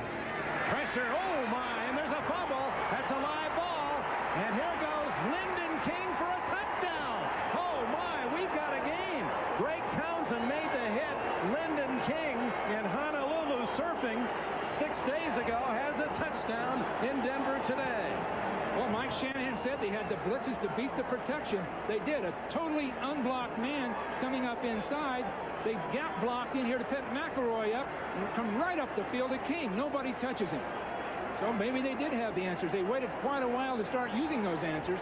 but they got it. They got the big play. Again, that running game in the third quarter we talked about, if John Elway and Dan Reeves had been able to run that football and use that clock, they'd feel a little bit more comfortable right now. So Greg Townsend, the man who haunted Elway last year in the Coliseum when he returned an interception 86 yards, forces the fumble. Lyndon King gets the touchdown, and the Raiders, trying to come back from a 28-0 deficit, have their second defensive touchdown in this half. The first coming on Lionel Washington's 32-yard run with an intercepted pass. And now Lyndon King gets the score. 15 yards he rumbled after picking up the ball, and now the try for point by Jager. And there's Townsend, the man who forced the fumble. Jager makes it 28-21, and we've got plenty of time. 4 minutes and 51 seconds left. What we get is blitzing inside through these gaps. We have an unblocked man right here when the guard tries to block down on McElroy. No one there, and Elway has no way to release that ball, no way to get rid of it. It's a full-speed sprint. In that case, he had nowhere to throw the football. And Mike Shanahan, who's had those young furrows deepening on his brow, is happy now. Well, you see the emotion. He's biting his lip. Lyndon King, the former San Diego Charger, just signed this week to support that sagging, injury-riddled linebacking core. Gets the touchdown. The kickoff down by Ken Bell, and the Broncos will take it at the 20. Their 28-0 lead down to 28-21. Unblocked people. Lanier steps out. The guard blocks down. We have a man right through the gap.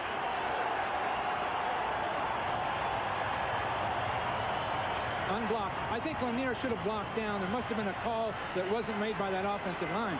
But again, it shows Denver getting in trouble, having to throw the ball in the fourth quarter with a lead. The running game isn't quite where they hope it would be. Obviously, it's got great potential. Again, the running game. They've got to make first downs and use the clock. Force the Raiders to use whatever timeouts they have. 4:45 left, and Elway comes out throwing on first down, and he goes long. And it is knocked away at the last minute. Lionel Washington, and Vance Johnson had a half step on him. Washington made the play. Tight play, but no time off the clock. No time off the clock. So in a sense, it's the thing to do. This is a good job by Washington. He's dealing with a faster man than Johnson. He just reaches in to make the play. But again, now no time used on the clock. That could have been about 40 seconds of time had the Broncos run the ball. Just think of 40 seconds as this game winds down. 40 more seconds of time. Well, you had the feeling, even the fans, they were booing when the Denver ran leading 28-7. And you got to remember, the first thing you want to do is win the game. Then you can get the long plays after. Now Elway's racing for his life. Jackson downfield, incomplete. Almost intercepted on the deflection as Terry McDaniel, behind the play, almost picked it off. Van McElroy made the defense, knocking it free of Jackson. And again, now obviously the Broncos are going to have to throw again. So you take 3 plays. If this is an incomplete pass coming up, you're talking about 2 minutes of football just by running the ball and not making a yard. Boy, McElroy came over a second line of defense nicely, and then the ball popping free in the midst of the Raiders. Well, here's a big play for Denver. Who would have thought that, the way they were controlling the game?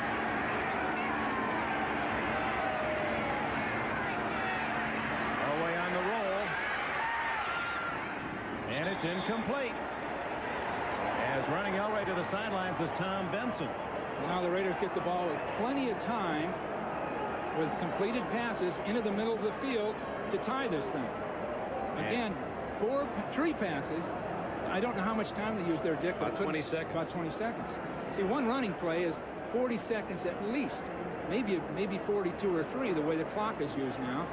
And 3 running plays, even no first downs, 3 running plays, then using your great punter to get your field position. Exactly 22 seconds, Joe Costanza had the watch on it. That's how much time they used in those 3 plays. Now Horan to punt. Edmonds way back at his own 33. And Horan nails a honey. 8 punts. Perfect spiral. Edmonds at the 29. Looks for a block, has some open field this way, but a good play by Tim Lucas, number 59. He held his ground. He didn't go inside, was the contained man. Otherwise, Edmonds had nothing but real estate to the near sidelines. 51 more yards on a punt by Horan. He's been outstanding. listen to this crowd now cheer for the defense. Well, the heat's on the offense, the Raider offense, the noise, the stress of having to function in this situation. They've got a shot at it. They got the two big receivers. They got the big arm.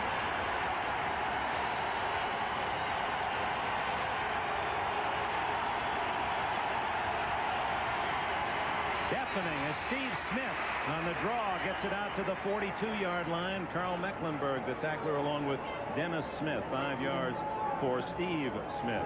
Come on, speed it up. Speed it up, Raiders. Too casual right at this point. A lot of time coming off that clock. If they had 15 or 20 more yards of field position, they could be casual, but they're going to have to get going. Timeout situation. The Raiders have 2 left. The Broncos have only 1. 2nd and 5. Good protection. Long bomb. Oh, Fernandez almost pulled that one in. Tyrone Braxton on the coverage. Boy, that Schrader, he looked as if he barely threw the ball, just lobbed it out there and it went 60. Well, that was a hope shot that time. There was coverage on both sides of the receiver, both sides of him, along the sideline. Nothing really could happen off of that. He was out of bounds anyway. They need to get the ball down the field inside, even if it takes some time. There'll be some holes in that zone inside. 3rd and 5. These fans shaking the rafters here.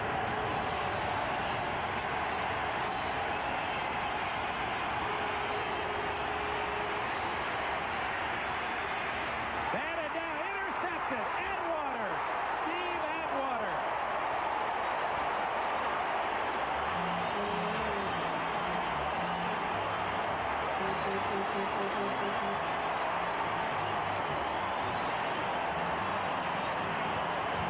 His 2nd interception today, and defensive coordinator Wade Phillips gets a big play from the rookie. Was that a batted ball, Dick? I didn't see that ball. Yeah, we're going to see it again right now. There's Atwater, 27, right in the middle of your picture. He's just holding off, covering Marcus right here. Oh, just right to him. Gee, that's good hands. Good But that range to catch a ball thrown that hard, that's remarkable. Atwater was just there to cover Marcus Allen, just waiting for Marcus to come out of the backfield. The throwing lane right over the top of him. He just reached up and caught it. Well, the Raiders didn't spend a lot of time either. There's still 3:23 left. But the Broncos almost in field goal range now. This is Winder. 31-yard line, Bill Packel trailing the play, made the hit along with Van McElroy. And time called by the Raiders. That's an interesting use of that timeout to stop the clock now at the 3:13 mark. I guess they just want to get it stopped as quickly as they can. Boy, it's a terrific night tonight on NBC, and we hope you'll be around to enjoy the evening with your family. Alf holds court, begins things, then the return, the premiere of the season for Sister Kate and my 2 dads. And then any of you that enjoyed the 15 years of Saturday Night Live as much as we have all those great stars, well, tonight, the 15th anniversary special, the funniest of the lot in 15 years, from Billy Crystal, Eddie Murphy to all the rest. Saturday Night Live. You ever watch it, or you ever stay up that late on Saturday night? I still see all the replays. They're great. The old ones are well, they're all good. But those original comedians, we didn't know how good they were until some years later. Yeah. Outstanding. Game movie stars, Chevy Chase and all the gang. Well, that's tonight on NBC. Meanwhile, down in Miami, the Jets had tied the score at 33-all on a Hector run late in the 4th quarter. 2nd and 6. Benson might have been offside there. Humphrey is hit at the 26-yard line. It appeared that Tom Benson was across the line of scrimmage before the ball was snapped. Let's see. The flag is down. Well, all the Raiders can do now is to try to get the ball, do anything and get that ball clean, get it away, take their chances. Well, its early signal is it's not against the Raiders. Illegal motion. Offense.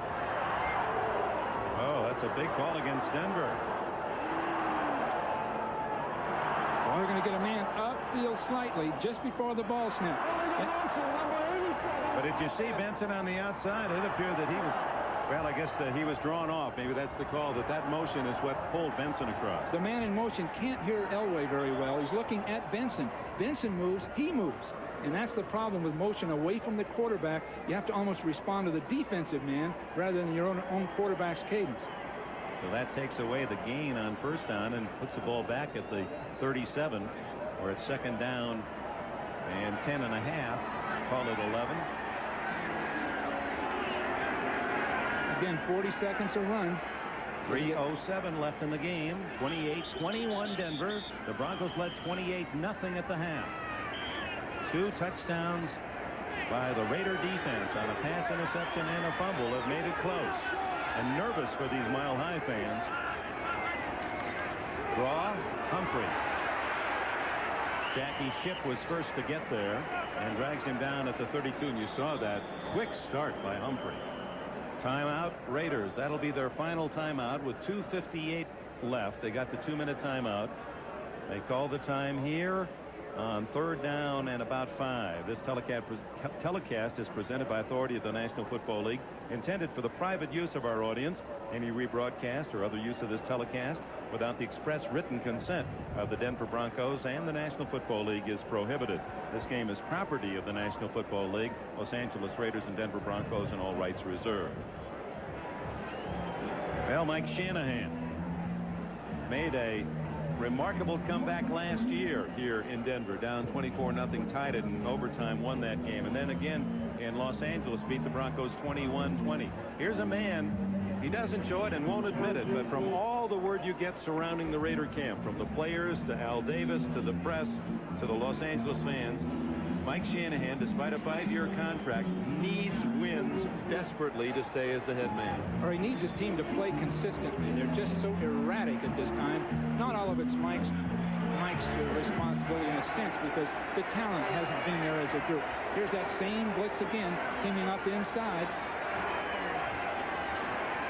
And it's the pitch to Winder, read well by the defense, but Winder on his own hard running may have the first down at the 24. Boy, credit that to Sammy Winder's hustle. That was an excellent call. We get a trap play to the left side with both those safeties blitzing up inside. There's no one there really to tackle Winder. And people have to come off their blocks and go out there and make the stop.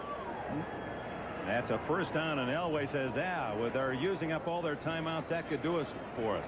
In fact, they don't have to run a play now till almost the 2-minute timeout. They're 12 seconds on the 45-second clock. 2:15 now on the game clock. Humphrey, and he draws a crowd. McElroy first, and then Golick to make the stop, and that'll take it to the 2-minute warning right now. Well, they can see Humphrey in the game. That shows you how much confidence they have in him. So with 2 minutes to go and no timeouts left for the Raiders, it's the Broncos by 7. So the excitement continuing. The Jets and the Dolphins, and here the Broncos squashing the chances of Jay Schrader and the Raiders. And the key pill to swallow for Los Angeles if they lose this going home will be the time they had the ball first down on the 12-yard line, and then 3 consecutive holding penalties by Rory Graves, their left tackle, took them not only out of touchdown chances but field goal range. Well, they're still sorting people out. The Raiders are still trying to find themselves, sort people out, decide who will play where and what they'll do. It's sort of an enigma. Some great things show up, and then some just absolutely horrible things show up. 2nd and 10, and here's Winder. And Mike Harton, his former teammate, knocks him down short of the first down. That'll bring up 3rd down and about 2.5. No way to stop the clock for the Raiders. Rams now take a 41-31 lead against Green Bay with 5 minutes left in the 4th quarter. Mike Shanahan, what stress, and he's handling it extremely well. I think he's doing an excellent job, but maybe that maturity there. If he'd had 8 or 10 more years of NFL experience as a coach, as an example, or a player, I think it would be helping him immensely right now. But he's got the mind for it. Denver has rushed the ball for 175 yards today. That's one of their major improvements on this team. Rushing offense, rushing defense. Winder Caught in the backfield by Mike Wise, number 90. That'll bring up 4th down, and the clock ticks at 1:07. The 45 seconds. This is where I think 45 seconds in the final 2 minutes seems unjust, that a team should be able to sit without initiating a play for 45 full seconds. Now, there's about 8 or 10 seconds there that most often wouldn't have occurred because the ball would have been blown dead early, and that 30-second clock would have made the difference. But now with 45, an inside running play, you can get the entire 45 seconds. I'm sure they'll take too much time. There's a down to 10 seconds now on that 45-second clock. So the Raiders on 4th down will have just under 30 seconds. There's the timeout taken by Denver to save the 5-yard penalty with 31 seconds left. And David Treadwell, the field goal kicker, is in the game. We'll see if they really are going to try one. Can you describe the experience of driving? Attempt. He gets it up, and that was the key, and he is perfect. 7 for 7 in 3 games for Treadwell, and that answers the call. The Broncos will be 3-0.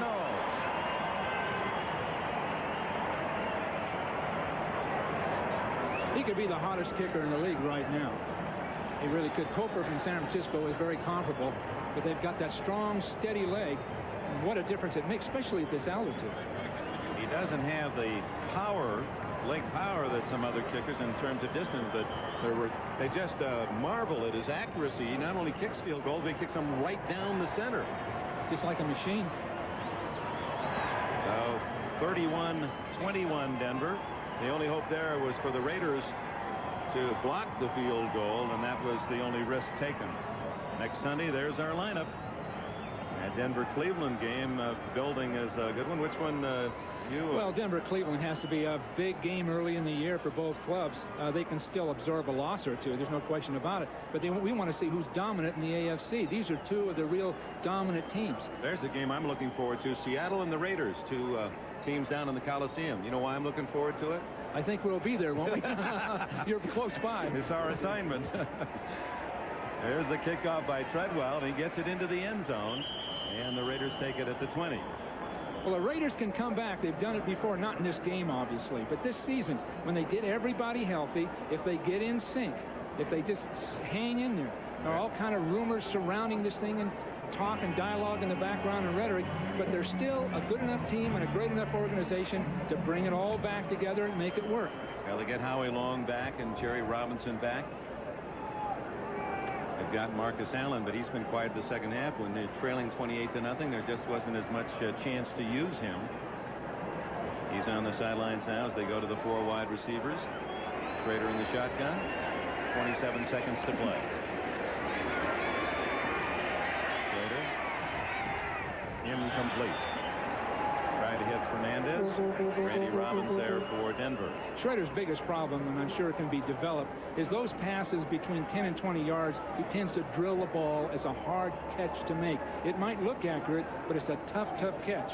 Elway, on the other hand, has got such a tight spiral that people tend to be able to handle his ball a little better. Elway, statistically, you look at his numbers today, and they're not all that impressive, but gee, he made some big plays in that first half. When they had the opportunity, Elway was there to convert. Schrader, meanwhile, is 15 for 27, 290 yards and a touchdown. 3 interceptions. He throws it long. Almost caromed to Alexander, number 89. Elway on the day was 11 for 23. Had a couple touchdown passes to Mark Jackson. 131 yards total offense from his passing game. Well, Dan Reeves and Pat Bowlen, both expert in the game. Pat, a wonderful owner, and Dan, a great coach. It just made this an outstanding franchise. If you think of where they've come since Dan came in and Pat came in, it's become one of the great franchises, certainly in the AFC, and they're going to be here to stay from the standpoint of continuity. Pat knows just enough football, when to step in and when to step back, and that combination makes for a great organization. Well, a fine athlete himself, and triathlete, can relate to the rigors of of the game. I saw you're a triathlete. I saw you on the weight machine, the bike, and the rowing machine. Marbles bowling, and I'm looking for a third. Schrader uncorks another long one. Bounces around, and again, Alexander was the closest man to the ball. It came down, almost picked off the rebound, and now chance for a final player. Thanks to our help in the booth, Steve Bazika, Mark Friedman, Ray Friedman, Cliff Dodge, Joe Costanza. A game that Denver will be happy to tuck away and go 3-0, and the Raiders will have so many chances to replay the moments. They had their own opportunities, and at the same time, Howie Long not at all happy being idle. They at the same time they left the ball on the ground too much. Yeah, a good rest for Howie would make a difference. He really needs a rest on that ankle because he's a great player. He can have great impact, but he's got to be in there every down. He can't be in and out of the game with a sore ankle trying to play. Yeah, Bob Costas told you the Jets got the ball right back, and they scored on a Ken O'Brien to Roger Vick pass.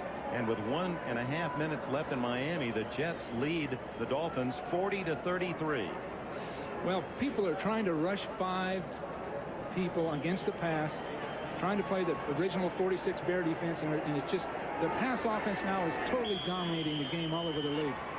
Schrader just takes the kneel down. The game ends, and the Broncos out of the gate 3-0, and they're galloping using a tough defense. They beat the Raiders.